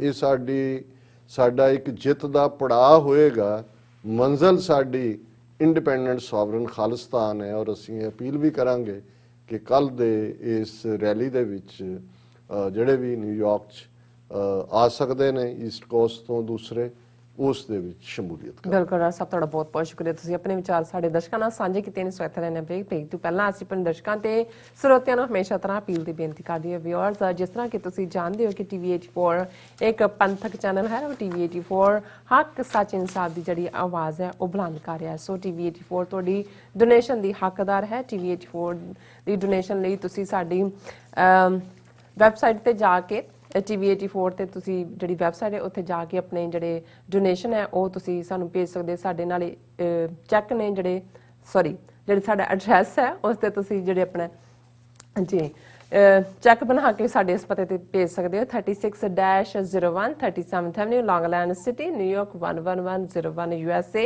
ਜਾਂ ਫਿਰ ਤੁਸੀਂ ਸਾਨੂੰ ਫੋਨ ਰਾਹੀਂ ਵੀ ਸੰਪਰਕ ਕਰ ਸਕਦੇ ਹੋ 5166191984। ਜਾਂ ਫਿਰ ਤੁਸੀਂ ਸਾਨੂੰ ਈਮੇਲ ਵੀ ਕਰ ਸਕਦੇ ਹੋ ਸਾਡੇ ਇਸ ਪਤੇ ਤੇ spot@tv84.tv ਤੇ। ਅਸੀਂ ਤੁਹਾਡੇ ਤਹਿ ਦਿਲ ਤੋਂ ਸ਼ੁਕਰਗੁਜ਼ਾਰ ਹੋਵਾਂਗੇ। ਸੋ ਇੱਥੇ ਲੈਣੇ ਬ੍ਰੇਕ। ਵਿਊਅਰਸ, ਤੁਸੀਂ ਸਾਨੂੰ ਇਸੇ ਤਰ੍ਹਾਂ ਹੀ ਬਣੇ ਰਹਿਣਾ। ਮਿਲਦੇ ਹਾਂ ਛੋਟੇ ਜਿਹੇ ਵਕਫੇ ਤੋਂ ਬਾਅਦ। ਦਰਸ਼ਕੋ, ਬ੍ਰੇਕ ਤੋਂ ਬਾਅਦ ਤੁਹਾਡਾ ਸਭ ਦਾ ਭਰਪੂਰ ਸਵਾਗਤ ਹੈ। ਦੂਸਰੇ ਸੈਗਮੈਂਟ ਦੇ ਵਿੱਚ ਆਪਾਂ ਗੱਲਬਾਤ ਕਰਨ ਜਾ ਰਹੇ ਹਾਂ ਕਿ UK ਦੇ ਪ੍ਰਧਾਨ ਮੰਤਰੀ ਬੋਰਿਸ ਜੌਨਸਨ ਨੂੰ ਅੱਜ ਜਦੋਂ ਬ੍ਰਿਟਿਸ਼ ਪਾਰਲੀਮੈਂਟ ਦੇ ਵਿੱਚ ਸਿੱਖ MP ਤਨਮਨਜੀਤ ਸਿੰਘ ਢੇਸੀ ਨੇ ਭਾਰਤ ਦੇ ਕਿਸਾਨ ਸੰਘਰਸ਼ ਸੰਬੰਧੀ ਜਿਹੜਾ ਸਵਾਲ ਪੁੱਛਿਆ ਤਾਂ ਉਹਨਾਂ ਨੇ ਜਵਾਬ ਦਿੱਤਾ ਕਿ ਭਾਰਤ ਪਾਕਿਸਤਾਨ ਸਬੰਧ ਦਾ ਉਹਨਾਂ ਨੇ ਜ਼ਿਕਰ ਕੀਤਾ। ਇਹ ਜਵਾਬ ਉਹਨਾਂ ਦਾ ਸੀ ਕਿ ਇਹ ਪ੍ਰਧਾਨ ਮੰਤਰੀ ਦੇ ਬੁੱਢੇ ਹੋਣ ਦੀ ਨਿਸ਼ਾਨੀ ਹੈ ਜਾਂ ਫਿਰ ਮੋਦੀ ਦੇ ਪਿਆਰ ਵਿੱਚ ਰੰਗੇ ਹੋਣ ਕਰਕੇ ਅਸਲ ਇਸ਼ੂ ਨੂੰ ਟਾਲਣ ਦੀ ਕੋਸ਼ਿਸ਼ ਹੈ। ਸੋ ਇਸ ਬਾਰੇ ਆਪਾਂ ਵਿਚਾਰ ਚਰਚਾ ਕਰਨ ਜਾ ਰਹੇ ਹਾਂ। ਸੋ ਅਸੀਂ ਚਾਹਾਂਗੇ ਕਿ ਤੁਸੀਂ ਸਾਡੇ ਨਾਲ ਇਸੇ ਤਰ੍ਹਾਂ ਹੀ ਬਣੇ ਰਹਿਣਾ। ਦੇਖਣ ਸੁਣੀ ਤੁਹਾਡਾ ਸਭ ਦਾ ਬਹੁਤ ਬਹੁਤ ਸ਼ੁਕਰੀਆ। ਜੀ ਰਾਜ ਸਾਹਿਬ, ਕੀ ਵਿਚਾਰਾਂ ਨੇ? ਵੈਸੇ ਨੈਪੋਲੀਅਨ ਬੋਨਾਪਾਰਟ ਜਦੋਂ ਬ੍ਰਿਟਨ ਬਾਰੇ ਐਡਰੈਸ ਕਰਦਾ ਸੀ ਤਾਂ ਉਹਨਾਂ ਨੂੰ ਕਹਿੰਦਾ ਸੀ ਕੰਟਰੀ ਆਫ ਸ਼ਾਪਕੀਪਰਸ, ਦੁਕਾਨਦਾਰਾਂ ਦਾ ਮੁਲਕ। ਅਸੀਂ ਸਾਦਾ ਪੰਜਾਬੀ ਚ ਕਹਾਂਗੇ ਬਾਣੀਆਂ ਦਾ ਮੁਲਕ। ਔਰ ਇਸ ਕੋਈ ਸ਼ੱਕ ਨਹੀਂ ਕਿ ਈਸਟ ਇੰਡੀਆ ਕੰਪਨੀ ਇੱਕ ਬਾਣੀਆਂ ਦੀ ਕੰਪਨੀ, ਕਿਵੇਂ ਉਹਨਾਂ ਨੇ ਹੌਲੀ ਹੌਲੀ ਜਾ ਕੇ ਵਿੱਚ ਪਹਿਲਾਂ ਵੜਨਾ, ਕਿਵੇਂ ਈਵਨ ਜਹਾਂਗੀਰ ਦੇ ਪੀਰੀਅਡ 'ਚ ਉਹਨਾਂ ਨੇ ਟ੍ਰੇਡਿੰਗ ਰਾਈਟਸ ਲਏ, ਫਿਰ ਕਿਵੇਂ ਉਹ ਮੁਗਲ ਅੰਪਾਇਰ ਨੂੰ ਖਾ ਗਏ। ਦੁਨੀਆ 'ਚ ਇਹੀ ਕੁਛ ਕੀਤਾ। ਸਿੱਖ ਅੰਪਾਇਰ ਕਿਵੇਂ ਕਦੇ ਉਦਾਂ ਦੀ ਰਾਣੀ ਘੋੜਿਆਂ ਦੀ ਗਿਫਟ ਭੇਜਦੀ ਸੀ ਪੰਜਾਬ 'ਚ ਕਿ ਇੰਡਸ ਦਰਿਆ ਰਾਹੀਂ ਉੱਥੇ ਪਹੁੰਚੋ, ਔਰ ਕਿਵੇਂ ਫਿਰ ਟ੍ਰੀਟੀ ਦਾ ਸਾਈਨ ਕੀਤੀ, ਅੰਮ੍ਰਿਤਸਰ ਦੀ ਟ੍ਰੀਟੀ ਜਿਹੜੀ ਹੈ 1809 ਦੇ ਵਿੱਚ ਦੋਸਤੀ ਦਾ ਦਮ ਭਰਿਆ। ਔਰ ਦੂਸਰਾ ਕਿਵੇਂ ਵਿੱਚ ਵੜ ਕੇ ਧੋਖੇ ਨਾਲ ਉਹਨਾਂ ਨੇ ਆ ਸਾਰੇ ਡੋਗਰੇ ਗੁਲਾਬ ਸਿੰਘ, ਧਿਆਨ ਸਿੰਘ, ਸੁਚੇਤ ਸਿੰਘ ਇਹ ਖਰੀਦੇ, ਫਿਰ ਕਿਵੇਂ ਉਹਨਾਂ ਨੇ ਧੋਖੇ ਨਾਲ ਜਿਹੜਾ ਹੈ ਉਸ ਟੀਟੀ ਨੂੰ ਵਾਇਲੇਟ ਕੀਤਾ ਔਰ ਸਿੱਖਾਂ ਦੇ ਉੱਤੇ ਜਿਹੜੀ ਹੈ ਉਹ ਜੰਗ ਥੋਪੀ। ਬਾਅਦ ਦੇ ਵਿੱਚ ਮਹਾਰਾਜਾ ਦਲੀਪ ਸਿੰਘ, ਇੱਕ ਬੱਚਾ ਮਾਸੂਮ ਔਰ ਉਹਦੀ ਮਾਂ ਜਿੰਦਾ, ਜਿਹਨੂੰ ਮਾਂ ਨੂੰ ਜੁਦਾ ਕਰ ਦਿੱਤਾ ਛੋਟੇ ਬੱਚੇ ਤੋਂ 6-7 ਸਾਲ ਦੇ, ਔਰ ਕਿਵੇਂ ਚਿਨਾਰ ਕਿਲੇ 'ਚ ਰੱਖਿਆ ਔਰ ਉਹਦੀ ਕੀ ਦੁਰਦਸ਼ਾ ਹੋਈ। ਉਸ ਬੱਚੇ ਨੂੰ ਕਿਵੇਂ ਜਿਹੜਾ ਪੰਜਾਬ ਤੋਂ ਦੂਰ ਕਰਕੇ ਇੰਗਲੈਂਡ ਲੈ ਗਏ, ਕਦੇ ਵਾਪਸ ਨਹੀਂ ਮੁੜਨ ਦਿੱਤਾ। ਔਰ ਇਹ ਜਿਹੜੀ ਉਸ ਟੀਟੀ ਦਾ ਹਿੱਸਾ ਸੀ ਕਿ ਭਾਈ ਉਹ ਅਸੀਂ ਐਜ਼ ਏ ਗਾਰਡੀਅਨ ਹੈ, ਇਹ ਮਾਈਨਰ ਹੈ, ਜਦੋਂ ਮੇਜਰ ਹੋਏਗਾ ਤੇ ਅਸੀਂ ਇਹ ਵਾਪਸ ਹੱਕ ਦੇਾਂਗੇ। ਕਿਵੇਂ ਉਹ ਆਪਣੀ ਧਰਤੀ ਨੂੰ ਤਰਸਦਾ ਹੀ ਜਿਹੜਾ ਹੈ ਉਹ ਇੱਕ ਪੈਰਿਸ ਦੇ ਇੱਕ ਹੋਟਲ 'ਚ ਇੱਕ ਗੁਮਨਾਮ ਇਨਸਾਨ ਦੇ ਤੌਰ ਤੇ ਉਹਦੀ ਮੌਤ ਹੋਈ 1893 ਵਿੱਚ। ਸੋ ਇਹਨਾਂ ਦੀ ਧੋਖਾਧੜੀ, ਧੋਖੇਬਾਜ਼ੀ ਔਰ ਪੈਸੇ ਦੇ ਲਈ ਇਕਰਾਰ ਜਿਹੜਾ ਹੈ ਉਹਨਾਂ ਦੇ ਲਈ ਕੋਈ ਮਾਨਾ ਨਹੀਂ ਰੱਖਦਾ। ਲੇਕਿਨ 21ਵੀਂ ਸਦੀ ਤੱਕ ਪਹੁੰਚਦੇ ਆ, ਹੁਣ ਤਾਂ ਇਹ ਬ੍ਰਿਟੇਨ ਥਰਡ ਰੇਟ ਪਾਵਰ ਬਣੀ ਹੋਈ ਹੈ। ਇਹਨਾਂ ਦੇ ਤਾਂ ਪੱਲੇ ਕੁਝ ਨਹੀਂ ਹੈ। ਇੱਧਰ ਆ ਕੇ ਇਹਨਾਂ ਦੀਆਂ ਜੁੱਤੀਆਂ ਚੱਟਦੇ ਨੇ ਅਮਰੀਕਾ ਦੀਆਂ, ਔਰ ਕਿਸ ਅੰਦਾਜ਼ ਦੇ ਵਿੱਚ ਜਿਹੜਾ ਹੈ ਉਹ। ਇਸ ਤੋਂ ਪਹਿਲਾਂ ਅਸੀਂ ਦੇਖਦੇ ਹਾਂ ਟੋਨੀ ਬਲੇਅਰ, ਉਹਨੇ ਕਿਵੇਂ ਜਿਹੜਾ ਜੂਨੀਅਰ ਬੁਸ਼ ਨੇ ਜਦੋਂ ਇਰਾਕ ਦੇ ਉੱਤੇ ਜੰਗ ਥੋਪੀ, ਜਿਹੜਾ ਉਹ 2003 ਦੇ ਵਿੱਚ ਤਾਂ ਉਹਦੇ ਮਗਰ ਲੱਗਿਆ ਝੂਠੇ ਸਾਰੇ ਲੈ ਕੇ ਗੱਲਾਂ ਕਰਨ ਵਾਲੇ। ਔਰ ਹੁਣ ਵੀ ਥਰਡ ਰੇਟ ਮੁਲਕ ਦਾ ਪ੍ਰਾਈਮ ਮਿਨਿਸਟਰ ਬੋਰਿਸ ਜੌਨਸਨ ਹਾਲਾਂਕਿ ਕਲੇਮ ਕਰਦਾ ਹੈ ਕਿ ਜੀ ਮੇਰੇ ਫਲਾਣੇ ਦੀ ਫਲਾਣੇ ਤੇ ਭਤੀਜੀ ਇੰਡੀਆ, ਇੱਕ ਸਿੱਖ ਕੁੜੀ ਦੇ ਨਾਲ ਵੀ ਇਹਨਾਂ ਦਾ ਉਜਲ ਸਿੰਘ ਔਰ ਖੁਸ਼ਵੰਤ ਸਿੰਘ ਟੱਬਰ ਨਾਲ ਵੀ ਰਿਸ਼ਤੇਦਾਰੀ ਕੱਢਦਾ, ਪਾਕਿਸਤਾਨੀਆਂ ਦੇ ਨਾਲ ਵੀ ਕੱਢਦਾ, ਮੁਸਲਮਾਨਾਂ ਦੇ ਨਾਲ। ਲੇਕਿਨ ਇਹਦੇ ਬਾਵਜੂਦ ਇਹ ਕਿਸ ਹੱਦ ਤੱਕ ਇਹਨਾਂ ਦੇ ਕੀ ਇੰਟਰਸਟ ਜੁੜੇ ਹੋਏ ਨੇ, ਇਹਨੂੰ ਤੁਸੀਂ ਮੋਦੀ ਲਵ ਕਹੋ, ਮੋਦੀ ਵਾਇਰਸ ਕਹੋ, ਜਾਂ ਇਹਨਾਂ ਦੀ ਵਾਇਰਸ ਕਹੋ ਕਿ ਵੀ ਕੀ ਚੰਬੜੀ ਹੋਈ ਹੈ। ਹਾਲਾਂਕਿ ਕੋਵਿਡ-19 ਦਾ ਸਫਰ ਹੋ ਕੇ ਹਟਿਆ ਹੈ, ਉਹਦੇ ਚੋਂ ਪਤਾ ਨਹੀਂ ਉਹਦੇ ਨਾਲ ਦਿਮਾਗ ਤੇ ਵੀ ਤਾਂ ਅਸਰ ਪੈਂਦਾ ਹੋਣਾ ਕੁਛ ਨਾ ਕੁਛ। ਲੇਕਿਨ ਬੁਢਾਪਾ ਵੀ ਹੈ, ਹਾਲਾਂ ਇੰਨਾ ਬੁੱਢਾ ਵੀ ਨਹੀਂ ਹੈ, ਇਦਾਂ ਦਿਆਂ ਨੂੰ ਜਿਹੜਾ ਉਹ ਬੁੱਢਾ ਵੀ ਨਹੀਂ ਕਹਿਣਾ ਠੀਕ ਲੱਗਦਾ। ਹੁਣ ਇਹ ਜਿਹੜੀ ਇੱਕ ਗੱਲ ਹੈ ਜਿਹਨੇ ਇੱਕ ਬ੍ਰਿਟਨ ਜਿਹਦਾ ਨਾਂ ਹੋਏ ਕਿ ਜੀ ਕਦੇ ਇਹਨਾਂ ਦੇ ਰਾਜ ਸੂਰਜ ਨਹੀਂ ਸੀ ਛੁਪਦਾ, ਉਹਨਾਂ ਦਾ ਪ੍ਰਾਈਮ ਮਿਨਿਸਟਰ ਜਿਹਨੂੰ ਉਹ ਕਹਿੰਦੇ ਨੇ ਕਿ ਵੀ ਸਵਾਲ ਚਨਾ ਔਰ ਜਵਾਬ ਗੰਧਮ, ਜਾਂ ਸਵਾਲ ਗੰਧਮ ਜਵਾਬ ਚਨਾ। ਤੁਹਾਡੇ ਤੋਂ ਉਹ ਭਾਅ ਜਿਹੜੇ ਨੇ ਉਹ ਕਣਕ ਦਾ ਪੁੱਛ ਰਹੇ ਨੇ, ਤੁਸੀਂ ਜਿਹੜਾ ਛੋਲਿਆਂ ਦਾ ਭਾਅ ਦੱਸ ਰਹੇ ਹੋ। ਸਵਾਲ ਤੁਹਾਨੂੰ ਕੀ ਪੁੱਛਿਆ ਜਾ ਰਿਹਾ, ਜਵਾਬ ਕੀ? ਜਾਂ ਤਾਂ ਦਿਮਾਗ ਫਿਰਿਆ ਹੋਇਆ ਹੈ ਹੀ ਨਹੀਂ, ਦਿਮਾਗ 'ਚ ਐਲਜ਼ਾਈਮਰ ਔਨ ਸੈੱਟ ਹੋ ਗਿਆ, ਤੇ ਜਾਂ ਇਹ ਹੈ ਵੀ ਇਸ ਕਦਰ ਤੁਸੀਂ ਬੇਈਮਾਨ ਹੋ ਕਿ ਤੁਸੀਂ ਜਿਹੜਾ ਉਹ ਸੱਚ ਕਹਿਣਾ ਹੀ ਨਹੀਂ ਚਾਹੁੰਦੇ। ਔਰ ਇਹ ਗੱਲ ਸਮਝ ਵੀ ਆ ਸਕਦੀ ਹੈ ਕਿ ਦੁਨੀਆ ਜਿੱਥੇ ਇਹ ਦੇਖ ਰਹੀ ਹੈ ਕਿ ਵੀ ਆਉਣ ਵਾਲੇ ਪੀਰੀਅਡ 'ਚ ਅਸੀਂ ਕਿਵੇਂ ਇਕਨੋਮਿਕਲ ਰਿਕਵਰੀ ਕਰਨੀ ਹੈ, ਕੋਵਿਡ-19 ਵੈਕਸੀਨੇਸ਼ਨ, ਦੂਜੇ ਤੀਜੇ ਸਾਰੀਆਂ ਗੱਲਾਂ ਹੋ ਰਹੀਆਂ ਨੇ। ਔਰ ਇਹਨਾਂ ਨੂੰ ਮੋਦੀ ਐਂਡ ਕੰਪਨੀ ਨੂੰ 26 ਜਨਵਰੀ ਜਿਹੜੀ ਜਸਟ ਅਗਲੇ ਮਹੀਨੇ ਹੈ, ਉਹਦੀ ਪਰੇਡ ਸੁੱਝ ਰਹੀ ਹੈ। ਔਰ ਉਸ ਪਰੇਡ ਦੇ ਵਿੱਚ ਜਿਹੜਾ ਉਹ ਬੋਰਿਸ ਜੌਨਸਨ ਨੂੰ ਗੈਸਟ ਆਫ ਆਨਰ ਇਨਵਾਈਟ ਕੀਤਾ। ਇਹਨੂੰ ਵੀ ਲੱਗਦਾ ਕਿਉਂਕਿ ਇਹਦਾ ਬੋਰਿਸ ਜੌਨਸਨ ਦਾ ਵੀ ਹੈ ਕਿ ਵੀ ਜਿਉਂ ਹੀ ਅਜੇ ਉਹਦੀ ਡੀਲ ਉੱਥੇ ਉਹ ਬ੍ਰੈਕਸਿਟ ਦੀ ਚੱਲ ਰਹੀ ਹੈ ਕਿ ਵੀ ਜਿਉਂ ਹੀ ਪਾਰਟੀ ਦੇ ਵਿੱਚ ਵੀ ਇੰਨਾ ਕਿ ਇਹਦੇ ਉਬਾਲ ਹੈ ਵੀ ਇਹਨੂੰ ਰਹਿਣਾ ਨਹੀਂ ਹੈ ਇਹਨੇ ਪ੍ਰਧਾਨ ਮੰਤਰੀ, ਤੇ ਇਹਨੂੰ ਵੀ ਇਹ ਲੱਗਦਾ ਵੀ ਹੋਰ ਤਾਂ ਇਹ ਸਾਰੇ ਪੀਰੀਅਡ ਜਦੋਂ ਕਦਾ ਬਣਿਆ ਕੋਈ ਨਾ ਕੋਈ ਪਹਿਲਾਂ ਇਕਨੋਮਿਕਲ ਡਿਜ਼ਾਸਟਰ ਸੀ, ਇੰਗਲੈਂਡ 'ਚ ਬੁਰਾ ਹਾਲ ਸੀ, ਫਿਰ ਇਹ ਕੋਵਿਡ-19 'ਚ ਵਰਸਟ ਹੈਂਡਲਿੰਗ ਇੰਗਲੈਂਡ ਨੇ ਕੀਤੀ, ਅਜੇ ਵੀ ਰੀਸਪ੍ਰੈਡ ਹੈ। ਤੇ ਉਹਨੂੰ ਲੱਗਦਾ ਵੀ ਜਾਂਦੇ ਜਾਂਦੇ ਮੈਂ ਇੱਕ ਵਾਰੀ ਜਿਹੜਾ ਉਹਨਾਂ ਦੇ ਉੱਥੇ ਖਲੋ ਕੇ ਜਿਹੜਾ ਉਹ ਲਾਲ ਕਿਲੇ ਦੇ ਉੱਤੇ ਇੱਕ ਸਲਾਮੀ ਲੈ ਜਾਵਾਂ। ਹਾਲਾਂਕਿ ਪਤਾ ਨਹੀਂ ਇਹ ਵੀ ਹੋਣਾ ਹੈ ਕਿ ਨਹੀਂ, ਲੇਕਿਨ ਇਹ ਆਪਣੇ ਆਪ 'ਚ ਸਾਬਤ ਕਰਦਾ ਹੈ ਕਿ ਵੀ ਬੋਰਿਸ ਜੌਨਸਨ ਨੇ ਵੀ ਉਵੇਂ ਹੀ ਫੋਲੋ ਕੀਤੀ ਹੈ ਇਹਨਾਂ ਦੀ ਜਿਹੜੀ ਨੀਤੀ ਟਰੰਪ ਦੀ, ਜਿਵੇਂ ਜੂਨੀਅਰ ਬੁਸ਼ ਦੀ ਟੋਨੀ ਬਲੇਅਰ ਨੇ ਕੀਤੀ ਸੀ। ਹਾਲਾਂਕਿ ਉਹ ਲੇਬਰ ਸੀ, ਲੇਕਿਨ ਇਹਦੇ ਬਾਵਜੂਦ ਕਿ ਜੀ ਅੱਖਾਂ ਬੰਦ ਕਰਕੇ ਜੋ ਅਮਰੀਕਾ ਕਹੇ ਉਹ ਅਸੀਂ ਕਰਾਂਗੇ।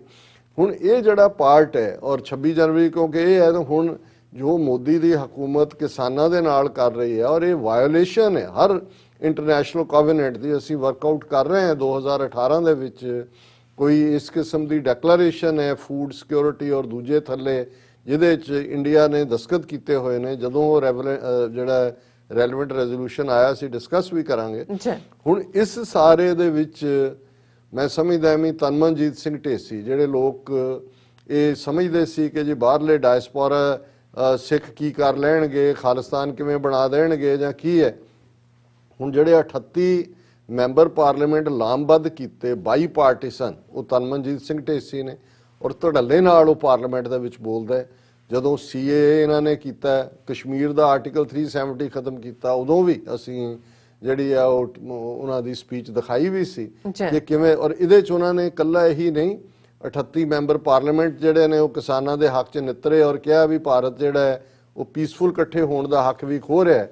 ਉਹਨਾਂ ਨੇ ਬੀਤੇ ਕੱਲ ਬੋਰਿਸ ਜੌਨਸਨ ਨੂੰ ਡਾਇਰੈਕਟ ਸਵਾਲ ਪੁੱਛਿਆ ਔਰ ਉਹਦਾ ਐਗਜ਼ੈਕਟ ਜਿਹੜੇ ਉਹਨਾਂ ਦੇ ਅਲਫਾਜ਼ ਨੇ ਉਹਦੇ 'ਚ ਉਹਨਾਂ ਨੇ ਕਿਹਾ ਕਿ ਭਾਈ ਇਹ ਜਿਹੜਾ ਮੈਨੀ ਕੰਸਟੀਟੂਐਂਟਸ specially those emanating from Punjab and other parts of India and I were horrified to see footage of water cannons, tear gas and brute force being used against peacefully protesting farmers। ਇਹ ਤਨਮਨਜੀਤ ਸਿੰਘ ਢੇਸੀ ਉਹਨੂੰ prime minister ਨੂੰ address ਕਰਕੇ ਕਹਿ ਰਿਹਾ ਹੈ ਕਿ ਮੈਂ ਔਰ ਮੇਰੇ ਹਲਕੇ ਦੇ ਲੋਕ ਜਿਹੜੇ ਜਿਨ੍ਹਾਂ ਦੀਆਂ ਜੜ੍ਹਾਂ ਪੰਜਾਬ 'ਚ ਨੇ, ਅਸੀਂ ਬੜੇ ਖੌਫਜ਼ਦਾ ਹੋਏ ਜਿਵੇਂ ਪਾਣੀ ਦੀਆਂ ਤੋਪਾਂ और टीयर गैस और ब्रूट फोर्स लाठी चार्ज इस्तेमाल होया पीसफुल जेड़ा प्रोटेस्ट कर रहे फार्मर सी। however it was heart warming to see those very farmers feeding those forces who had been ordered or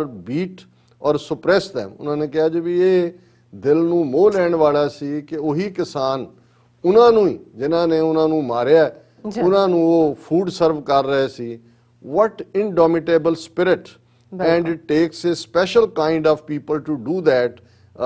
Mr. Tesi उन्होंने कहा भी ये ਜਿਹੜੀ indomitable spirit है ਇਹ ਉਹ ਖਾਸ ਹੀ ਲੋਕ ਨੇ ਜਿਹੜੇ ਇਸ ਦਾ ਡਿਸਪਲੇ ਕਰ ਸਕਦੇ ਨੇ। ਫਿਰ ਉਹਨਾਂ ਨੇ ਸਵਾਲ ਕੀਤਾ, so will the Prime Minister convey to the Indian Prime Minister Modi our heartfelt anxieties, our hopes for a speedy resolution to the current deadlock, and does he agree that everyone has a fundamental right to the peaceful protest? He questioned। उन्होंने बड़े relevantly ये question poise उन्होंने कहा भी इस हालत ਨੂੰ देखते हैं कि साडा प्राइम मिनिस्टर जॉनसन मोदी ਨੂੰ ਕਹੇਗਾ ਵੀ ਅਸੀਂ ਬਹੁਤ ਫਿਕਰਮੰਦ हैं और ਅਸੀਂ ਇਹ ਆਸ ਕਰਦੇ हैं कि इस मसले ਦਾ ਛੇਤੀ ਹੱਲ ਲੱਭਿਆ ਜਾਏ ਤਾਂ ਕਿ ਇਹ ਡੈਡਲੌਕ ਟੁੱਟੇ ਔਰ ਕੀ ਉਹ ਸਾਰਿਆਂ ਦੇ ਨਾਲ ਸਹਿਮਤ ਹੈ ਕਿ ਜਿਹੜਾ ਪੀਸਫੁਲ ਢੰਗ ਨਾਲ ਅਮਨ ਦੇ ਨਾਲ ਇਕੱਠੇ ਹੋ ਕੇ ਪ੍ਰੋਟੈਸਟ ਕਰਨ ਦਾ ਹੱਕ ਹੈ। ਹੁਣ ਉਹਦਾ ਜਵਾਬ ਜਿਹੜਾ ਕੀ ਦਿੰਦਾ ਹੈ ਇਹ ਉਹੀ ਹੈ ਵੀ ਜਾਂ ਕੋਈ ਸਿਨਾਇਲ ਜਿਹੜਾ ਬੁੱਢਾ ਹੋ ਗਿਆ ਜਿਹਦੀ ਯਾਦਾਸ਼ਤ ਚਲੀ ਗਈ ਉਹਨੂੰ ਪਤਾ ਹੀ ਨਹੀਂ ਸਾਹਮਣੇ ਕੀ ਹੈ, ਤੇ ਜਾਂ ਸਿਰੇ ਦਾ ਬੇਈਮਾਨ ਹੈ। ਉਹ ਜੌਨਸਨ ਕਹਿ ਰਿਹਾ ਹੈ ਔਰ ਅਸੀਂ ਉਹ ਦਿਖਾਵਾਂਗੇ ਕਲਿੱਪ ਵੀ। Our view is that of course we have serious concerns about what is happening between India and Pakistan, but these are preeminently matters for those two governments to settle, and I know that he appreciates that point। ਉਹ ਕਹਿੰਦਾ ਜੀ ਬਿਲਕੁਲ ਸਾਨੂੰ ਬਹੁਤ ਫਿਕਰ ਹੈ ਕਿ India ਔਰ ਪਾਕਿਸਤਾਨ ਦੇ ਵਿੱਚ ਕੀ ਹੋ ਰਿਹਾ ਹੈ ਔਰ ਇਹ ਬਹੁਤ ਇੰਪੋਰਟੈਂਟ ਅਹਿਮ ਨੇ ਔਰ ਇਹ ਦੋਨੋਂ ਹਕੂਮਤਾਂ ਹੀ ਗੱਲਬਾਤ ਕਰਕੇ ਸੈਟਲ ਕਰਨ। ਔਰ ਉਹਨਾਂ ਨੇ ਕਿਹਾ ਕਿ ਵੀ ਇਹ ਜਿਹੜਾ ਹੈ ਉਹ ਐਪਰੀਸ਼ੀਏਟ ਕਰਨਾ ਚਾਹੀਦਾ ਵੀ ਦੋਨੋਂ ਹਕੂਮਤਾਂ ਗੱਲਬਾਤ ਕਰਕੇ ਸੈਟਲ ਕਰਨਗੀਆਂ। ਹੁਣ ਇਹ ਗ੍ਰੇਟ ਬ੍ਰਿਟਨ, ਗ੍ਰੇਟ ਦੇ ਉੱਤੇ ਲਾਲ ਦੂਜਾ, ਪੂਅਰ ਬ੍ਰਿਟਨ ਵੀ ਨਹੀਂ ਕਹਿ ਸਕਦੇ ਪਰ ਇਹ ਕਹਿ ਸਕਦੇ ਆ ਸ਼ੇਮਲੈਸ ਬ੍ਰਿਟਨ। ਜੇ ਇਹ ਇੰਡੋਫਾਈਲ ਔਰ ਸਿਰਫ ਇਸ ਲਈ ਵੀ ਇਹਨੂੰ ਸਲੂਟ ਮਾਰਨਾ ਉਹਨਾਂ ਨੇ, ਜਾਂ ਕੰਟਰੀ ਆਫ ਸ਼ਾਪਕੀਪਰਸ ਨੈਪੋਲੀਅਨ ਦੇ ਲਫ਼ਜ਼। ਔਰ ਕਨਕਲੂਡ ਕਰਨ ਤੋਂ ਪਹਿਲੇ ਮੈਂ ਆਪਣੀ ਟੈਕਨੀਕਲ ਟੀਮ ਨੂੰ ਕਹਾਂਗਾ ਕਿ ਇਹ ਜ਼ਰਾ ਨਜ਼ਾਰਾ ਲੈ ਲੈਣ ਕਿ ਕਿਵੇਂ ਇੱਕ 6 ਫੁੱਟਾ ਸਿੱਖ ਖਲੋ ਕੇ ਵੰਗਾਰ ਰਿਹਾ ਤੇ ਕਹਿ ਰਿਹਾ ਵੀ ਦੱਸ।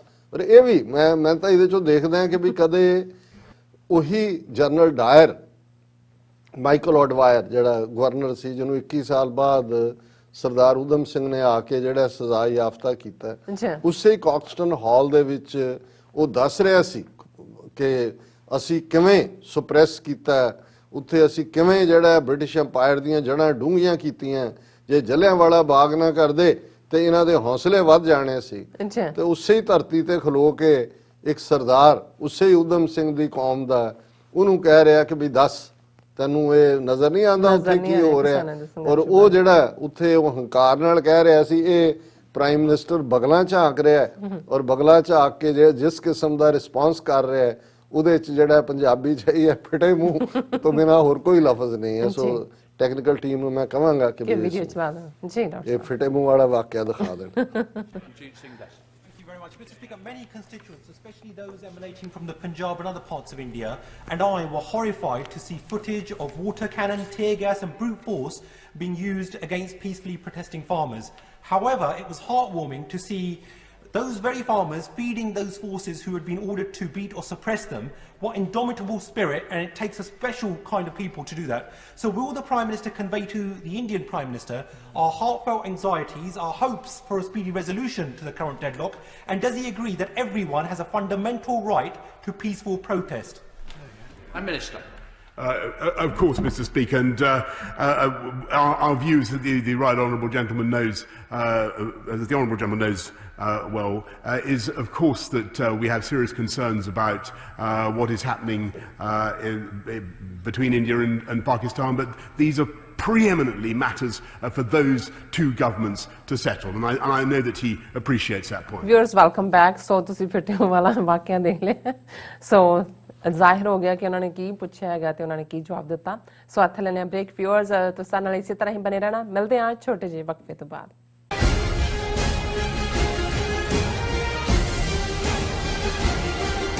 ਕੀ ਤੁਸੀਂ ਆਪਣੇ ਟੈਕਸਿਸ ਨੂੰ ਲੈ ਕੇ ਚਿੰਤਤ ਹੋ? ਤੁਸੀਂ ਆਪਣੀ ਕਮਾਈ ਲਈ ਮਿਹਨਤ ਕਰਦੇ ਹੋ, ਭਾਵੇਂ ਤੁਸੀਂ ਨੌਕਰੀ ਵਿੱਚ ਹੋਵੋ ਜਾਂ ਆਪਣਾ ਬਿਜ਼ਨਸ ਚਲਾਉਂਦੇ ਹੋ।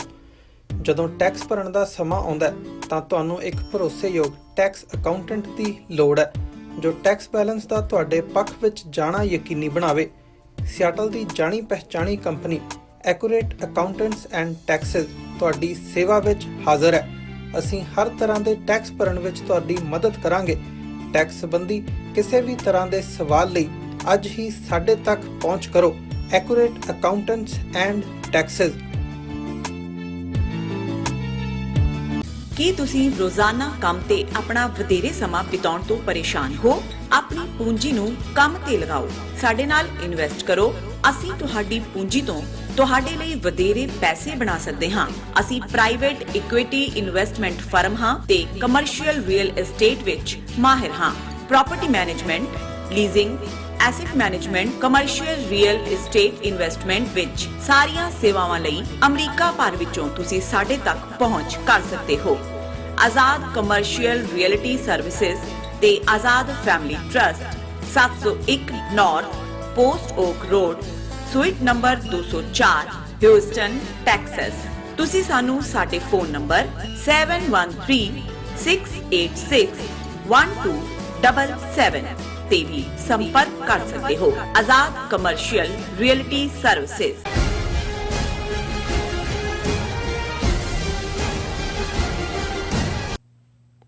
ਦਰਸ਼ਕੋ ਬ੍ਰੇਕ ਤੋਂ ਬਾਅਦ ਤੁਹਾਡਾ ਸਭ ਦਾ ਭਰਪੂਰ ਸਵਾਗਤ ਹੈ। ਹੁਣ ਆਪਾਂ ਗੱਲਬਾਤ ਕਰਨ ਜਾ ਰਹੇ ਹਾਂ ਭਾਰਤ ਤੇ ਰੂਸ ਦੇ ਹਵਾਲੇ ਨਾਲ ਕਿ ਪਹਿਲਾਂ ਤਾਂ ਚੀਨ ਨੇ ਕਾਫੀ ਦਫਾ ਇੱਕ ਤੋਂ ਬਾਅਦ ਇੱਕ ਭਾਰਤ ਦੇ ਖਿੱਚ ਕੇ ਚਪੇੜਾਂ ਮਾਰੀਆਂ ਨੇ। ਹੁਣ ਰੂਸ ਵੀ ਉਹਨਾਂ ਨੂੰ ਖੱਬੇ ਸੱਜੇ ਤੋਂ ਭਾਰਤ ਨੂੰ ਖਿੱਚ ਕੇ ਜਿਹੜੀਆਂ ਚਪੇੜਾਂ ਨੇ ਉਹ ਮਾਰੀਆਂ ਸ਼ੁਰੂ ਕਰ ਦਿੱਤੀਆਂ ਨੇ ਔਰ ਮਾਰੀਆਂ ਵੀ ਨੇ। ਸੋ ਰੂਸ ਦੇ ਵਿਦੇਸ਼ ਮੰਤਰੀ ਦਾ ਕਹਿਣਾ ਹੈ ਕਿ ਭਾਰਤ ਅਮਰੀਕਾ ਦੇ ਝਾਂਸੇ ਵਿੱਚ ਫਸ ਕੇ ਅਖੌਤੀ ਇੰਡੋ ਪੈਸੀਫਿਕ ਵਿਉਂਤਬੰਦੀ ਦੇ ਥੱਲੇ ਕੁਆਡ ਨੂੰ ਪ੍ਰਮੋਟ ਕਰ ਰਿਹਾ ਹੈ। ਇਹ ਵਰਤਾਰਾ ਭਾਰਤ ਦੇ ਦਿਸ਼ਾਹੀਨ ਹੋਣ ਦੀ ਜਿਹੜੀ ਉਹ ਨਿਸ਼ਾਨੀ ਹੈ। ਸੋ ਇਸ ਬਾਰੇ ਆਪਾਂ ਵਿਚਾਰ ਚਰਚਾ ਕਰਨ ਜਾ ਰਹੇ ਹਾਂ। ਸੋ ਅਸੀਂ ਚਾਹਾਂਗੇ ਕਿ ਤੁਸੀਂ ਸਾਡੇ ਨਾਲ ਇਸੇ ਤਰ੍ਹਾਂ ਹੀ ਬਣੇ ਰਹਿਣਾ। ਦੇਖਣ ਸੁਣਨ ਲਈ ਤੁਹਾਡਾ ਸਭ ਦਾ ਬਹੁਤ ਬਹੁਤ ਸ਼ੁਕਰੀਆ। ਜੀ ਡਾਕਟਰ ਸਾਹਿਬ ਕੀ ਕਹਿਣਾ ਚਾਹੋਗੇ?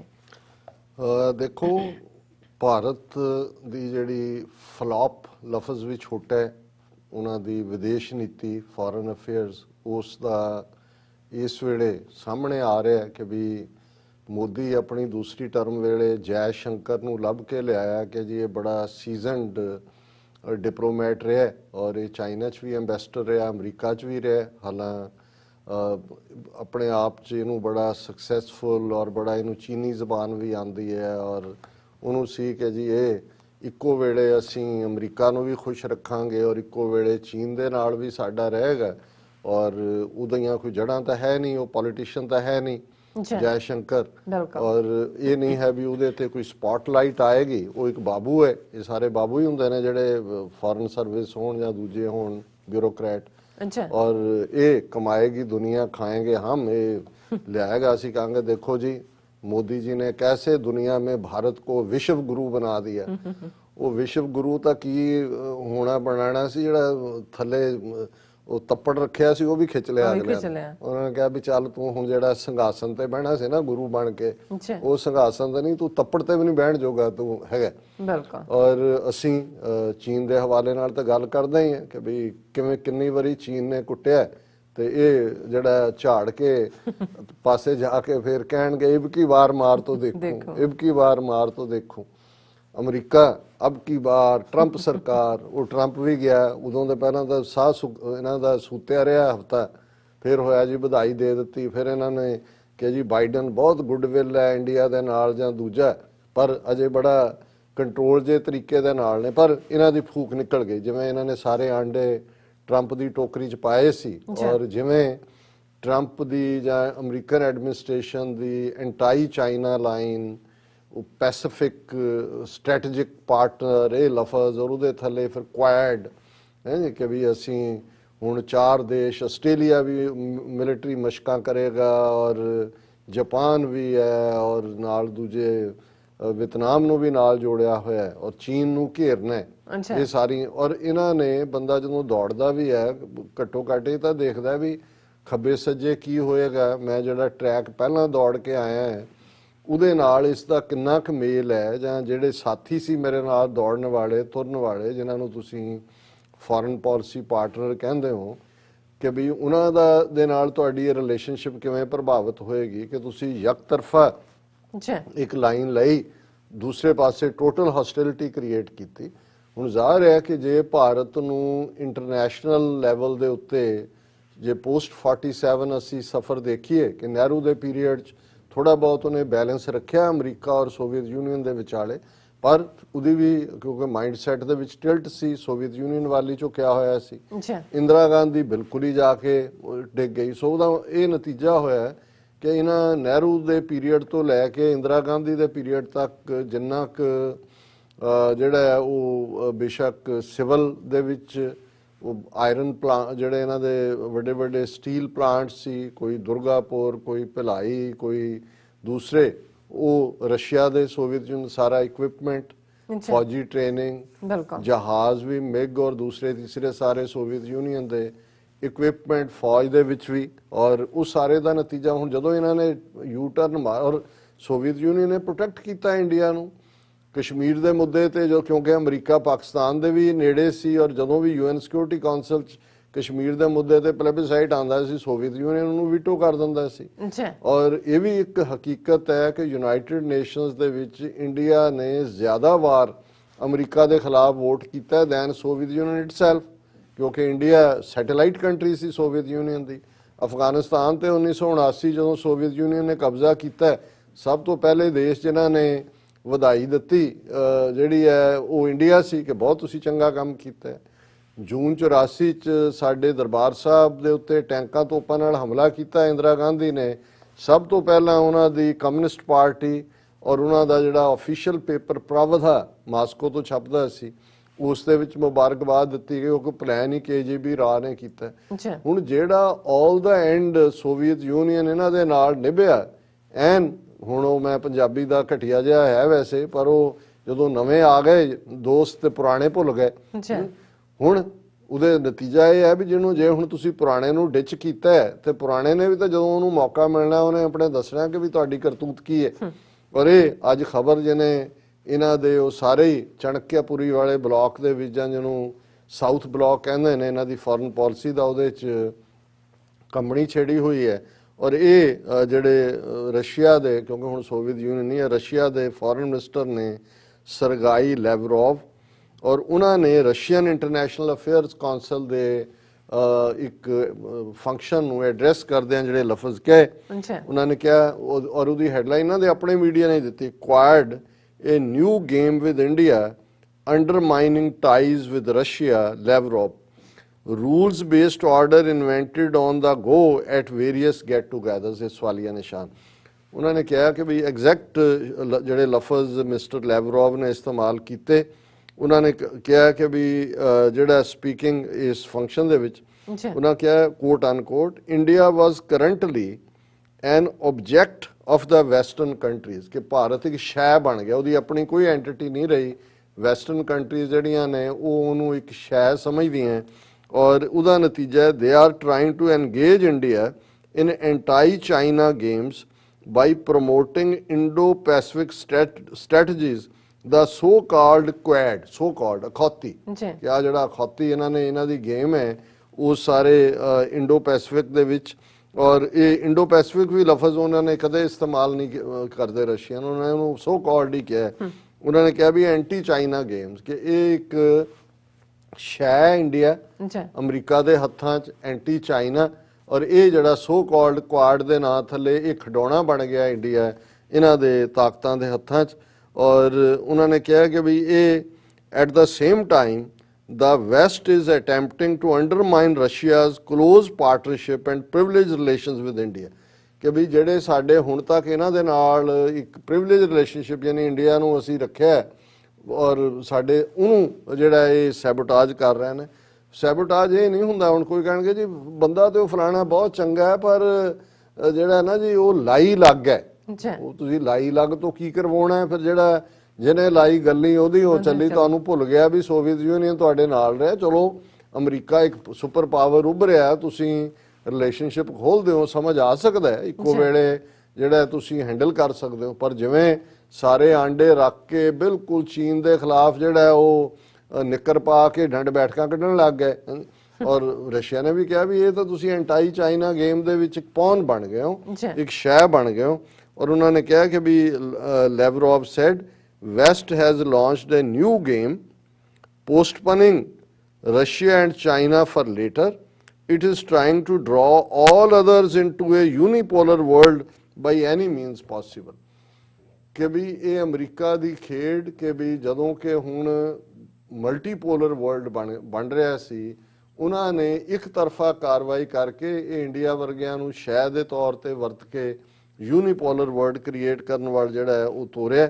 फिर उन्हें इवन यूरोपियन यूनियन के फ्रांस और जर्मनी वो भी किवें डिविएट हुए ने अपने रस्ते तो, हालांकि फ्रांस लिए थोड़ा उन्होंने सॉफ्ट कॉर्नर दिखाया, पर नाल दी नाल उन्होंने कहा कि भी ये जड़ा सारा मूव है अमरीका का ये डिसक्रैडिट करना है इंटरनेशनल इंस्टीट्यूशंस नूं।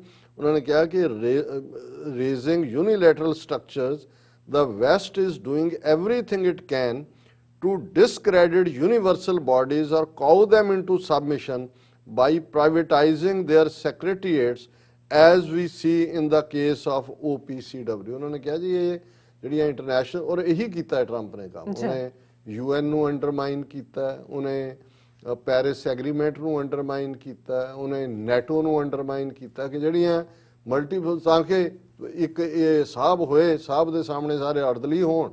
ਤੇ ਭਾਰਤ ਨੇ ਤਾਂ ਕੱਲਾ ਅਰਦਲੀ ਨਹੀਂ ਬਣਿਆ, ਉਹਨਾਂ ਨੇ ਜਿਹੜੀਆਂ ਅੰਗਰੇਜ਼ ਉਹ ਖਾਨਸਾਮਿਆਂ ਨੂੰ ਪਵਾਉਂਦੇ ਹੁੰਦੇ ਸੀ ਵੱਡੀਆਂ ਤੁਰਲੇ ਵਾਲੀ ਪੱਗ, ਔਰ ਦੂਜਾ ਉਹ ਬੰਨ ਕੇ ਹੱਥ ਜੋੜ ਕੇ ਖਲੋ ਗਏ ਕਿ ਭਾਈ ਠੀਕ ਹੈ, ਨਾਲ ਦੀ ਨਾਲ ਉਹਦੇ ਟਰੰਪ ਦੇ ਮੂੰਹ ਨੂੰ ਜਿਹੜਾ ਉਹ ਕੇਕ ਲਾਉਣ ਲੱਗ ਗਏ। ਇਹ ਨਹੀਂ ਕਿਤੇ ਗਊ ਮੂਤਰ ਲਾਇਆ ਹੁੰਦਾ ਤਾਂ ਉਹਨੇ ਕਹਿਣਾ ਸੀ ਵਟ ਸ਼ਿਟੀ ਮੈਨ।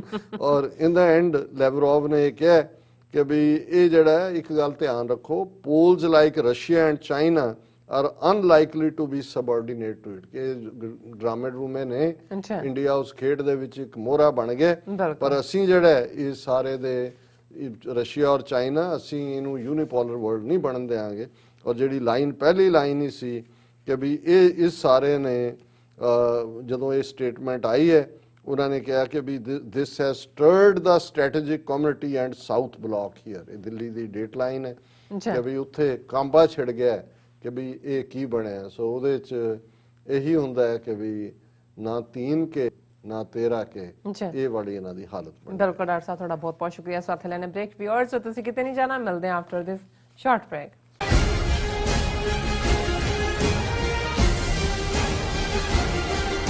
ਕੀ ਤੁਹਾਨੂੰ 30, 40 ਜਾਂ 50 ਦਿਨ ਵੇਟ ਕਰਨੀ ਪੈ ਰਹੀ ਹੈ ਤੁਹਾਡੇ ਚੈੱਕ ਲਈ?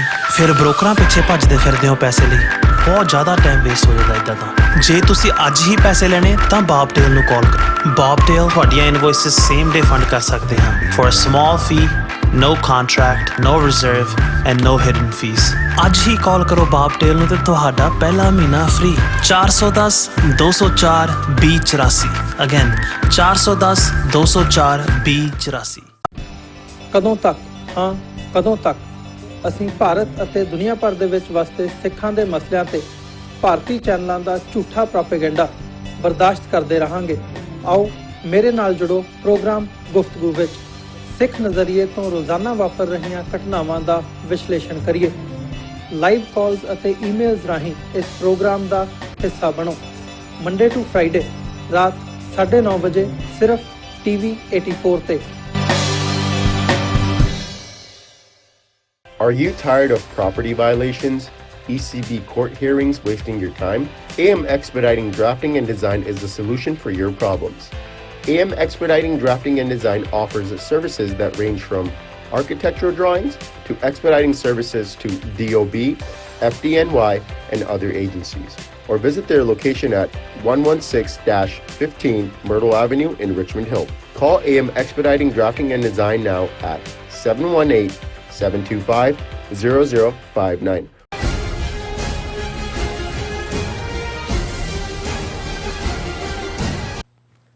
ਦਰਸ਼ਕੋ, ਬ੍ਰੇਕ ਤੋਂ ਬਾਅਦ ਤੁਹਾਡਾ ਸਭ ਦਾ ਭਰਪੂਰ ਸਵਾਗਤ ਹੈ। ਹੁਣ ਆਪਾਂ ਐਂਡ ਵਾਲੇ ਸੈਗਮੈਂਟ ਦੇ ਵਿੱਚ ਪਹੁੰਚ ਚੁੱਕੇ ਹਾਂ। ਸੋ ਇਸ ਵਿੱਚ ਆਪਾਂ ਗੱਲਬਾਤ ਕਰਨ ਜਾ ਰਹੇ ਹਾਂ ਕਿ ਅਮਰੀਕਾ ਦੀ ਟਰੰਪ ਸਰਕਾਰ ਨੇ ਜਾਂਦੇ ਵੀ ਭਾਰਤ ਦਾ ਜਿਹੜਾ ਪਿਆਰ ਹੈ ਉਹ ਨਹੀਂ ਛੱਡਿਆ। ਅਮਰੀਕਾ ਦੇ ਧਾਰਮਿਕ ਆਜ਼ਾਦੀ ਨਾਲ ਸੰਬੰਧਿਤ ਜਿਹੜੇ ਕਮਿਸ਼ਨ US ਸਰਫ ਨੇ CAA ਕਾਨੂੰਨ ਕਰਕੇ ਭਾਰਤ ਨੂੰ ਖਾਸ ਵਾਚ ਲਿਸਟ ਵਿੱਚ ਰੱਖਣ ਦੀ ਜਿਹੜੀ ਹੈ ਸਿਫਾਰਿਸ਼ ਕੀਤੀ ਹੈ, ਪਰ ਅਮਰੀਕਨ ਸਰਕਾਰ ਨੇ ਭਾਰਤ ਨੂੰ ਇਸ ਲਿਸਟ ਚੋਂ ਬਾਹਰ ਹੀ ਰੱਖਿਆ ਹੈ। ਸੋ ਇਸ ਬਾਰੇ ਆਪਾਂ ਵਿਚਾਰ ਚਰਚਾ ਕਰਨ ਜਾ ਰਹੇ ਹਾਂ ਔਰ ਗੁਰਬਾਣੀ ਵਿਚਾਰਾਂ ਦੀ ਜਿਹੜੀ ਸਾਂਝ ਹੈ ਉਹ ਤੁਹਾਡੇ ਨਾਲ ਪਾਈ ਜਾਏਗੀ।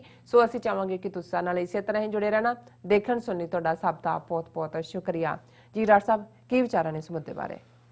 ਦੇਖੋ, ਅਸੀਂ ਬਹੁਤ ਵਾਰ ਇਹ ਗੱਲ ਦੇਖ ਰਹੇ ਹਾਂ ਕਿ ਸਾਡੇ ਪ੍ਰੋਗਰਾਮਾਂ 'ਚ ਟੈਕਨੀਕਲ ਵਿਘਨ ਪੈਂਦੇ ਨੇ। ਸਾਡੇ ਦਰਸ਼ਕਾਂ ਨੂੰ ਵੀ ਨਿਰਾਸ਼ਤਾ ਹੁੰਦੀ ਹੈ, ਪਰ ਕੁਝ ਚੀਜ਼ਾਂ ਤੇ ਸਾਡਾ ਕੰਟਰੋਲ ਨਹੀਂ ਹੈ ਔਰ ਅਸੀਂ ਮਾਫੀ ਚਾਹੁੰਦੇ ਹਾਂ, ਕਿਉਂਕਿ ਤੁਹਾਨੂੰ ਜਦੋਂ ਲਾਈਵ ਪ੍ਰੋਗਰਾਮ ਹੁੰਦੇ ਨੇ ਸਾਨੂੰ ਵੀ ਇਸ ਗੱਲ ਦੇ ਉੱਤੇ ਜਿਹੜਾ ਮਾਣ ਹੁੰਦਾ ਹੈ ਕਿ ਸਾਡੇ ਦਰਸ਼ਕ ਨਾਲ ਦੀ ਨਾਲ ਮੈਸੇਜ ਲਿਖ ਰਹੇ ਹੁੰਦੇ ਨੇ। ਉਹ ਸਾਡੇ ਲਈ ਸਬਕ ਵੀ ਹੁੰਦਾ ਹੈ, ਕੁਝ ਮਾਮਲਿਆਂ 'ਚ ਇੰਸਪੀਰੇਸ਼ਨ ਵੀ ਹੁੰਦੀ ਹੈ, ਪਰ ਇਹ ਜਿਹੜੇ ਟੈਕਨੀਕਲ ਪਾਰਟ ਹੈ ਔਰ ਹੁਣ ਦੁਸ਼ਮਣ ਵੀ ਚਾਰ ਚਫੇਰੇ ਨੇ। ਕੌਣ ਕੀ ਕਰ ਰਿਹਾ ਹੈ ਕਿਸੇ ਤੇ ਬਹੁਤਾ ਸਾਡਾ ਕੰਟਰੋਲ ਨਹੀਂ ਹੈ। ਗੱਲ United States commission on international religious freedom the report ਤੋਂ ਸ਼ੁਰੂ ਕਰਦੇ ਹਾਂ ਕਿ ਕਿਵੇਂ ਭਾਰਤ ਦੇ ਵਿੱਚ ਜੋ ਅਕਲੀਅਤਾਂ ਦੇ ਨਾਲ ਕਸ਼ਮੀਰ ਦੇ ਮੁੱਦੇ ਤੇ 5 ਅਗਸਤ 2019 ਨੂੰ ਔਰ ਫਿਰ ਸਿਟੀਜ਼ਨਸ਼ਿਪ ਅਮੈਂਡਮੈਂਟ ਐਕਟ ਦੇ ਥੱਲੇ ਜੋ ਵਰਤਾਰਾ ਇਸ ਮੋਦੀ ਰਜੀਮ ਨੇ ਕੀਤਾ, ਇਸ ਗੱਲ ਨੂੰ ਅਸੀਂ ਐਪਰੀਸ਼ੀਏਟ ਕਰਦੇ ਹਾਂ ਕਿ United States commission on international religious freedom US Surf ਜਿਹਨੂੰ ਕਿਹਾ ਜਾਂਦਾ ਹੈ, ਉਹਨਾਂ ਨੇ ਪ੍ਰੋਪਰਲੀ ਆਪਣੀ ਜਿਹੜੀ ਹੈ ਰਿਪੋਰਟ ਦੇ ਵਿੱਚ ਰਿਕਮੈਂਡ ਕੀਤਾ ਹੈ ਕਿ ਭਾਰਤ ਨੂੰ ਹਿਊਮਨ ਰਾਈਟਸ ਦੇ ਮੁੱਦੇ ਦੇ ਉੱਤੇ ਕੰਟਰੀ ਆਫ ਕੰਸਰਨ COC ਜਿਹਨੂੰ ਕਹਿੰਦੇ ਨੇ ਉਹ ਉਸ ਲਿਸਟ ਦੇ ਵਿੱਚ ਦਾਖਲ ਕੀਤਾ ਜਾਏ। ਉਹਨੂੰ ਵਾਚ ਲਿਸਟ ਕਹਿ ਦਿੰਦੇ ਨੇ ਆਮ ਜ਼ਬਾਨ 'ਚ। ਇਹਦਾ ਮਤਲਬ ਹੈ ਕਿ ਵਰਸਟ ਵਾਇਓਲੇਟਰ ਹੈ ਹਿਊਮਨ ਰਾਈਟਸ ਦਾ। ਔਰ ਇਹ ਬਹੁਤ ਵੱਡੀ ਗੱਲ ਸੀ ਕਿ ਪਹਿਲੀ ਵਾਰ ਸੀ ਇਸ ਸਾਰੇ ਪੀਰੀਅਡ ਦੇ ਵਿੱਚ ਜਦੋਂ ਦਾ US ਸਰਫ ਬਣਿਆ। ਇਸ ਗੱਲ ਦਾ ਧਿਆਨ ਰਹੇ ਕਿ ਇਹ US ਸਰਫ ਦੀ ਰਿਪੋਰਟ ਹੀ ਸੀ 2002 ਦੇ ਜੋ ਗੁਜਰਾਤ ਦੇ ਵਿੱਚ ਮੁਸਲਮਾਨਾਂ ਦੀ ਨਸਲਕੁਸ਼ੀ ਕੀਤੀ ਕਿ ਭਾਈ ਇਹ ਬੰਦਾ ਜਿਹੜਾ ਹੈ ਇਹ ਅਮਰੀਕਾ ਦੀ ਧਰਤੀ ਤੇ ਨਹੀਂ ਆਉਣਾ ਚਾਹੀਦਾ। ਸੋ ਜਿਹੜਾ 12 ਸਾਲ ਮੋਦੀ ਦੇ ਅਮਰੀਕਾ ਦਾਖਲੇ ਤੇ ਪਾਬੰਦੀ ਰਹੀ, ਇਹ US ਸਰਫ ਦੀ ਰਿਪੋਰਟ ਦੀ ਬਦੌਲਤ ਹੀ ਸੀ। ਸੋ ਸਾਨੂੰ ਲੱਗਾ ਕਿ ਵੀ ਇਹ ਜਿਹੜਾ ਇੰਡੀਆ ਨੂੰ ਕੰਟਰੀ ਆਫ ਕੰਸਰਨ ਜਾਂ ਵਾਚ ਲਿਸਟ ਦੇ ਵਿੱਚ ਰੱਖਣ ਦੀ ਰਿਕਮੈਂਡੇਸ਼ਨ ਹੈ, ਇਹ ਸਟੇਟ ਡਿਪਾਰਟਮੈਂਟ ਇਸ ਨੂੰ ਮੰਨੇਗਾ ਔਰ ਨਤੀਜੇ ਦੇ ਤੌਰ ਤੇ ਮੈਸੇਜ ਵੀ ਜਾਏਗਾ ਕਿ ਵੀ ਤੁਸੀਂ ਜੋ ਮਰਜ਼ੀ ਇਹ ਸਮਝੋ ਕਿ ਵੀ ਤੁਸੀਂ ਅਕਲੀਅਤਾਂ ਨਾਲ ਜੋ ਕਰ ਰਹੇ ਹੋ ਉਹਨੂੰ ਕੋਈ ਦੇਖ ਨਹੀਂ ਰਿਹਾ ਔਰ ਤੁਸੀਂ ਅਕਾਊਂਟੇਬਲ ਨਹੀਂ ਹੋ। ਇਹ ਜਿਹੜੀ ਮਿੱਥ ਹੈ ਇਹ ਟੁੱਟੇਗੀ। ਹਾਲਾਂਕਿ ਸਾਨੂੰ ਥੋੜਾ ਜਿਹਾ ਇਸ ਗੱਲ ਦਾ ਅਹਿਸਾਸ ਵੀ ਰਿਹਾ ਹਮੇਸ਼ਾ ਕਿ ਟਰੰਪ ਐਡਮਿਨਿਸਟ੍ਰੇਸ਼ਨ ਨੇ ਜਿਵੇਂ ਅੱਖਾਂ ਬੰਦ ਕਰਕੇ ਮੋਦੀ ਸਰਕਾਰ ਦੀ ਹਮਾਇਤ ਕੀਤੀ। ਕਸ਼ਮੀਰ ਦੇ ਮੁੱਦੇ ਦੇ ਉੱਤੇ ਟਰੰਪ ਇੱਕ ਪਾਸੇ ਸਮੋਕ ਸਕਰੀਨ ਕ੍ਰੀਏਟ ਕਰਕੇ ਇਮਰਾਨ ਖਾਨ ਸਾਹਿਬ ਨਾਲ ਮੁਲਾਕਾਤਾਂ 'ਚ ਕਹਿ ਰਿਹਾ ਸੀ ਜੀ ਮੈਂ ਵਿਚੋਲਗੀ ਲਈ ਤਿਆਰ ਹਾਂ ਔਰ ਮੋਦੀ ਦੇ ਨਾਲ ਮੁਲਾਕਾਤ ਹੋ ਕੇ ਮੈਂ ਜਿਹੜਾ ਮੀਡੀਏਸ਼ਨ ਕਰਵਾ ਦਿੰਦਾ। ਲੇਕਿਨ ਜਦੋਂ 5 ਅਗਸਤ 2019 ਨੂੰ ਕਸ਼ਮੀਰ ਨੂੰ ਉਹਦਾ ਸੂਬੇ ਦੇ ਤੌਰ ਤੇ ਵਜੂਦ ਮਿਟਾ ਦਿੱਤਾ ਗਿਆ ਤੇ ਇਸ ਤੋਂ ਬਾਅਦ ਕੋਈ ਅਮਰੀਕਾ ਦਾ ਰਿਐਕਸ਼ਨ ਇਸ ਦੇ ਉੱਤੇ ਨਹੀਂ ਆਇਆ, ਨਾ ਹੀ ਕੋਈ ਡਾਂਟ ਡਪਟ ਤਾਂ ਕੀ ਕਰਨੀ ਸੀ। ਈਵਨ ਇਸ ਨੂੰ ਘੋਲ ਕੇ ਹੀ ਪੀ ਗਏ ਇਸ ਕਿ ਭਈ ਜਿਵੇਂ ਸਭ ਠੀਕ ਹੋਇਆ। ਹਾਲਾਂ ਕਾਂਗਰੈਸ਼ਨਲ ਬਰੀਫਿੰਗਸ ਇੰਡੀਵਿਜੂਅਲ ਬਿਆਨਬਾਜ਼ੀਆਂ ਆਈਆਂ ਪਰ ਇਹਨੇ ਮੌਨ ਵੱਟ ਲਿਆ ਜਿਹੜਾ ਕਿ ਵਿਚੋਲਗੀ ਕਰਨ ਦੇ ਲਈ ਤਿਆਰ ਸੀ। ਔਰ ਫਿਰ ਅਸੀਂ ਦੇਖਦੇ ਹਾਂ ਕਿ ਇਹਦੇ ਬਾਵਜੂਦ ਕਿ COVID-19 ਸਪਰੈਡ ਹੋ ਰਿਹਾ ਸੀ, ਇਹ ਹੁਣ ਉਹਦਾ ਸਿਲਾ ਮੋੜਨਾ ਚਾਹੁੰਦਾ ਸੀ ਕਿ ਹਿਊਸਟਨ 'ਚ ਆ ਕੇ ਇਹਦੀ ਬਾਂਹ ਫੜ ਕੇ ਅਬ ਕੀ ਬਾਰ ਫਿਰ ਟਰੰਪ ਸਰਕਾਰ ਕੀਤਾ ਹੈ। ਇਹ ਅਹਿਮਦਾਬਾਦ ਗਿਆ ਔਰ ਕਿਵੇਂ ਉਹ ਇਹ ਪੀਰੀਅਡ ਸੀ ਜਦੋਂ ਕਿ ਦਿੱਲੀ ਔਰ ਦੂਸਰੇ 'ਚ ਜਿਹੜਾ ਮੁਸਲਮਾਨਾਂ ਦੇ ਖਿਲਾਫ ਵਾਇਲੈਂਸ, ਜਿਹਦੇ 'ਚ 70 ਤੋਂ ਜ਼ਿਆਦਾ ਮੁਸਲਮਾਨ ਮਾਰੇ ਗਏ ਔਰ ਜਿਹੜੀ ਹੈ ਕਰੋੜਾਂ ਦੀ ਜਾਇਦਾਦ ਤਬਾਹ ਕੀਤੀ ਗਈ, ਔਰ ਇਹ ਦਿੱਲੀ ਦੇ ਵਿੱਚ ਬੈਠਾ ਸੀ, ਉਸ ਰਾਤ ਡਿਨਰ ਕਰ ਰਿਹਾ ਸੀ। ਇਹ ਆਪਣੇ ਆਪ ਦੇ ਵਿੱਚ ਉਹਨਾਂ ਦੀ ਜਿਹੜੀ ਇਹ ਇਕੱਲੀ ਦਿਲਵਦੀ ਨਹੀਂ ਸੀ, ਦੁਨੀਆ ਨੂੰ ਦਿਖਾਉਣ ਦਾ ਸੀ ਕਿ ਆ ਅਮਰੀਕਾ ਦਾ ਪ੍ਰਧਾਨ ਸਾਡੇ ਕੋਲ ਹੈ, ਫਿਰ ਵੀ ਅਸੀਂ ਇਸ ਅਕਲੀਅਤ ਨੂੰ ਜਿਹੜਾ ਇਹ ਮਾਫ ਨਹੀਂ ਕੀਤਾ ਹੈ ਔਰ ਇਹਨਾਂ ਨੂੰ ਅਸੀਂ ਝੰਬ ਸਕਦੇ ਹਾਂ। ਉਹਦਾ ਮਤਲਬ ਇਹ ਹੈ ਕਿ ਵੀ ਤੁਸੀਂ ਜੇ ਵੱਡਾ ਚੌਧਰੀ ਤੁਹਾਡੇ ਨਾਲ ਹੈ, ਫਿਰ ਤੁਹਾਨੂੰ ਕਿਸੇ ਹੋਰ ਨਿੱਕੇ ਮੋਟੇ ਕੋਤਵਾਲ ਜਾਂ ਥਾਣੇਦਾਰ ਨੇ ਕੀ ਕਹਿਣਾ। ਉਹ ਇਹੀ ਉਹਨਾਂ ਨੇ ਇੰਜੀਨੀਅਰ ਇਸ ਢੰਗ ਨਾਲ ਇਹ ਪਲਾਨ ਕੀਤਾ ਕਿ ਵੀ ਉਹਨਾਂ ਨੇ ਇਹ ਉਹਦੀ ਪ੍ਰੈਜ਼ੈਂਸ ਦੇ ਵਿੱਚ ਕੀਤਾ। ਔਰ ਹੁਣ ਜਿਹੜੀ ਅੱਜ ਦੀ ਇੱਕ ਮੇਨ ਖਬਰ ਕਿ ਵੀ ਕਿਵੇਂ ਇਸ ਸਾਰੇ ਚੋਂ ਇੰਡੀਆ ਜਿਹੜਾ ਉਹ ਬਚ ਕੇ ਨਿਕਲ ਗਿਆ ਔਰ ਉਹਨਾਂ ਦਾ ਜਿਹੜਾ ਇਸ ਇੰਟਰਨੈਸ਼ਨਲ ਰਿਲੀਜੀਅਸ ਫਰੀडम ਦਾ ਐਂਬੈਸਡਰ ਹੈ, ambassador at large mister Brown, Sam Brown, ਉਹਨੇ ਇਹ ਅੱਜ ਇਹ ਕਿਹਾ ਕਿ ਵੀ ਇਹ ਜਿਹੜਾ US secretary of state Mike Pompeo ਨੇ ਇੰਟਰਵੀਨ ਕੀਤਾ ਔਰ ਉਹਦੇ ਥੱਲੇ ਉਹਨਾਂ ਨੇ ਕਿਹਾ ਜੀ ਅਸੀਂ ਹਾਲ ਦੀ ਘੜੀ ਇੰਡੀਆ ਨੂੰ ਵਾਚ ਲਿਸਟ ਦੇ ਵਿੱਚ ਨਹੀਂ ਰੱਖ ਰਹੇ ਕਿਉਂਕਿ ਅਸੀਂ ਇਹ ਸਮਝਦੇ ਹਾਂ ਦਾ ਕਿ ਵੀ ਇਹ ਠੀਕ ਹੈ ਕਿ ਉਹਨਾਂ ਨੇ US ਸਰਫ ਨੇ ਕਿਹਾ ਸੀ ਕਿ India be put on CPC ਲਿਸਟ because of citizenship amendment act. Brownback ਨੇ ਸੈਨੇਟਰ ਬ੍ਰਾਊਨਬੈਕ ਨੇ ਕਿਹਾ ਕਿ ਵੀ ਅਸੀਂ ਇਹ ਪ੍ਰਾਈਵੇਟਲੀ ਤਾਂ ਇੰਡੀਅਨ ਗਵਰਨਮੈਂਟ ਨਾਲ ਹਾਈ ਲੈਵਲ ਤੇ ਡਿਸਕਸ ਕੀਤਾ ਔਰ ਅਸੀਂ ਇਸ ਨੂੰ ਕਰਦੇ ਰਵਾਂਗੇ, ਪਰ as I said he raised it at highest level but just decided at this point in time not to place them on a country of particular concern or a special watch list। ਉਹਨਾਂ ਨੇ ਜਿਹੜਾ religious freedom ਹੁਣ ਇਹ ਕਾਹਦੇ commission ਬਣਾਏ ਹੋਏ ਨੇ ਜਾਂ ਇਹ ਐਂਬੈਸਡਰ ਸੈਮ ਬਰੌਕ, ਇਹਦੇ ਨਾਲ ਮੈਨੂੰ ਮਿਲਣ ਦਾ ਮੌਕਾ ਵੀ ਮਿਲਿਆ, ਅਸੀਂ ਡੈਲੀਗੇਸ਼ਨ ਲੈ ਕੇ ਮਿਲੇ ਔਰ ਦੱਸਿਆ ਕਿ ਵੀ ਕੀ ਚੱਲ ਰਿਹਾ। ਔਰ ਜਿਵੇਂ ਮੈਂ ਕਿਹਾ ਵੀ US ਸਰਫ ਨੇ ਤਾਂ ਜਿਹੜਾ ਉਹ ਆਪਣਾ ਕੰਮ ਕਰ ਦਿੱਤਾ ਹੈ, ਉਹਨਾਂ ਨੇ ਤਾਂ ਬਿਲਕੁਲ ਜੈਨੂਇਨ ਰਿਪੋਰਟ ਦਿੱਤੀ, ਪਰ ਇਹਨਾਂ ਨੇ ਅਗੇਨ ਬੇਈਮਾਨੀ ਕੀਤੀ ਹੈ ਔਰ ਇਹ ਹਾਲਾਂਕਿ ਉਹਨੇ ਮੰਨਿਆ। ਬ੍ਰਾਊਨਬੈਕ considered that in India some of the violence was carried out by the government but a lot of the actions are by the are not by the government। ਹੁਣ ਤੁਸੀਂ ਉਹਨੂੰ ਜੇ ਇਹ ਨਹੀਂ ਪਤਾ ਹੈ ਕਿ RSS ਹੀ ਰਨ ਕਰਦੀ ਹੈ ਹਕੂਮਤ ਨੂੰ, ਗਵਰਨਮੈਂਟ ਨੇ ਸਟੇਟ ਟੈਰਰ ਕੀ ਕੀਤਾ ਜਾਂ ਬਜਰੰਗ ਦਲ ਨੇ ਕੀਤਾ ਜਾਂ ਹਨੂਮਾਨ ਦਲ ਨੇ ਕੀਤਾ ਜਾਂ ਵਿਸ਼ਵ ਹਿੰਦੂ ਪਰਿਸ਼ਦ ਨੇ ਕੀਤਾ ਜਾਂ ਉਹਨਾਂ ਦੇ ਕਿਸੇ ਹੋਰ ਜਿਸ ਕਿਸਮ ਦੇ 72 ਆਊਟਫਿਟ RSS ਨੇ ਬਣਾਏ ਹੋਏ ਨੇ, ਹਰ ਵਾਰ ਇੱਕ ਡਿਫਰੈਂਟ ਨਾਂ ਯੂਜ਼ ਕਰਦੇ ਨੇ ਔਰ ਉਸ ਸਾਰੇ ਦੇ ਵਿੱਚ ਜਿਹੜਾ ਤੋੜਾ ਝਾੜਨ ਦੀ ਕੋਸ਼ਿਸ਼ ਕੀਤੀ ਗਈ ਉਹ ਚੀਨ ਦੇ ਉੱਤੇ ਔਰ ਪਾਕਿਸਤਾਨ ਦੇ ਉੱਤੇ, ਇਹ ਸਾਰਾ ਜਿਹੜਾ ਹੈ ਹਿਪੋਕ੍ਰੇਸੀ। ਔਰ ਇਹੀ ਕਾਰਨ ਹੈ ਕਿ ਜਦੋਂ ਅਸੀਂ ਕੱਲ ਗੱਲ ਕਰਾਂਗੇ ਹਿਊਮਨ ਰਾਈਟਸ ਡੇ ਦੇ ਉੱਤੇ 72 ਸਾਲ ਦੀ ਹਿਸਟਰੀ ਕਿਵੇਂ ਹਿਊਮਨ ਰਾਈਟਸ ਦੀ ਹੈ, ਪਰ ਜੇ ਅੱਜ ਵੀ ਡੈਮੋਕ੍ਰੇਸੀ ਦੇ ਨਾਂ ਥੱਲੇ ਵੀ ਹਿਊਮਨ ਰਾਈਟਸ ਵਾਇਲੇਟ ਹੋ ਰਹੇ ਨੇ ਤੇ ਇਹਦਾ ਵੱਡਾ ਕਾਰਨ ਇਹੀ ਤਾਕਤਾਂ ਨੇ। ਇਹਨਾਂ ਨੇ ਜਿਹਨੂੰ ਕੁੱਟਣਾ ਹੁੰਦਾ ਉਦੋਂ ਹਿਊਮਨ ਰਾਈਟਸ ਦਾ ਡੰਡਾ ਔਰ ਝੰਡਾ ਕੱਢ ਲੈਂਦੇ ਨੇ ਕਿ ਚੀਨ ਨੂੰ ਕਿ ਜੀ ਹਾਂਗਕਾਂਗ 'ਚ ਕੀ ਕਰ ਰਿਹਾ ਹੈ, ਸਿਨਕਿਆਂਗ 'ਚ ਕੀ। ਚੀਨ ਤਾਂ ਹੈ ਹੀ ਕਮਿਊਨਿਸਟ ਕੰਟਰੀ, ਉਹਨਾਂ ਨੇ ਕਦੋਂ ਕਲੇਮ ਕੀਤਾ ਵੀ ਅਸੀਂ ਸਾਰਿਆਂ ਨੂੰ ਬਰਾਬਰ ਰੱਖਣਾ, ਉਹਨਾਂ ਦੀਆਂ ਤਾਂ ਆਪਣੀਆਂ ਨੀਤੀਆਂ ਨੇ। ਲੇਕਿਨ ਤੁਸੀਂ ਜਿਹੜੇ ਬਲੀਵ ਕਰਦੇ ਹੋ UN ਚਾਰਟਰ ਦੇ ਵਿੱਚ ਔਰ ਤੁਸੀਂ ਜਿਸ ਇੰਡੀਆ ਨੂੰ ਇੱਕ ਐਜ਼ ਏ ਡੈਮੋਕ੍ਰੇਸੀ ਰੈਕਗਨਾਈਜ਼ ਕਰਦੇ ਹੋ, ਤੁਸੀਂ ਜੇ ਉਹਨਾਂ ਨੂੰ ਆਫ ਦਾ ਹੁੱਕ ਕਰ ਦਿੰਦੇ ਹੋ, ਇਹਦੇ ਬਾਵਜੂਦ US ਸਰਫ ਕੋਈ ਐਮਨੈਸਟੀ ਇੰਟਰਨੈਸ਼ਨਲ ਵਰਗੀ ਸਿੰਪਲ ਆਰਗੇਨਾਈਜੇਸ਼ਨ ਨਹੀਂ ਹੈ। ਇਹ ਕਮਿਸ਼ਨ US ਕਾਂਗਰਸ ਦੇ ਉਸ ਮੈਂਡੇਟ ਨਾਲ ਹੋਣ ਚਾਹਿਆ ਔਰ ਉਹਦੀ ਸੈਮਾਈ ਗਵਰਨਮੈਂਟ ਹੈਸੀਅਤ ਹੈ। ਔਰ ਈਵਨ US ਸਰਫ ਦੇ ਜਿਹੜੇ ਅਫੀਸ਼ੀਅਲ ਨੇ, ਉਹਨਾਂ ਦੇ ਕਮਿਸ਼ਨਰ ਨੇ, ਪਿਛਲੇ ਕਈ ਸਾਲਾਂ ਤੋਂ ਉਹਨਾਂ ਨੂੰ ਭਾਰਤ ਦਾ ਵੀਜ਼ਾ ਨਹੀਂ ਦਿੱਤਾ ਜਾਂਦਾ, ਉਹ ਜਾ ਕੇ ਉੱਥੇ ਪੜਤਾਲ ਕਰਨਾ ਚਾਹੁੰਦੇ ਨੇ ਔਰ ਉਹਨਾਂ ਦੀ ਰਿਪੋਰਟ ਬੜੀ ਸਪਸ਼ਟ ਸੀ ਕਿ ਭਾਈ ਇਹਨਾਂ ਨੂੰ ਕੰਟਰੀ ਆਫ ਕੰਸਰਨ ਬਣਾਓ।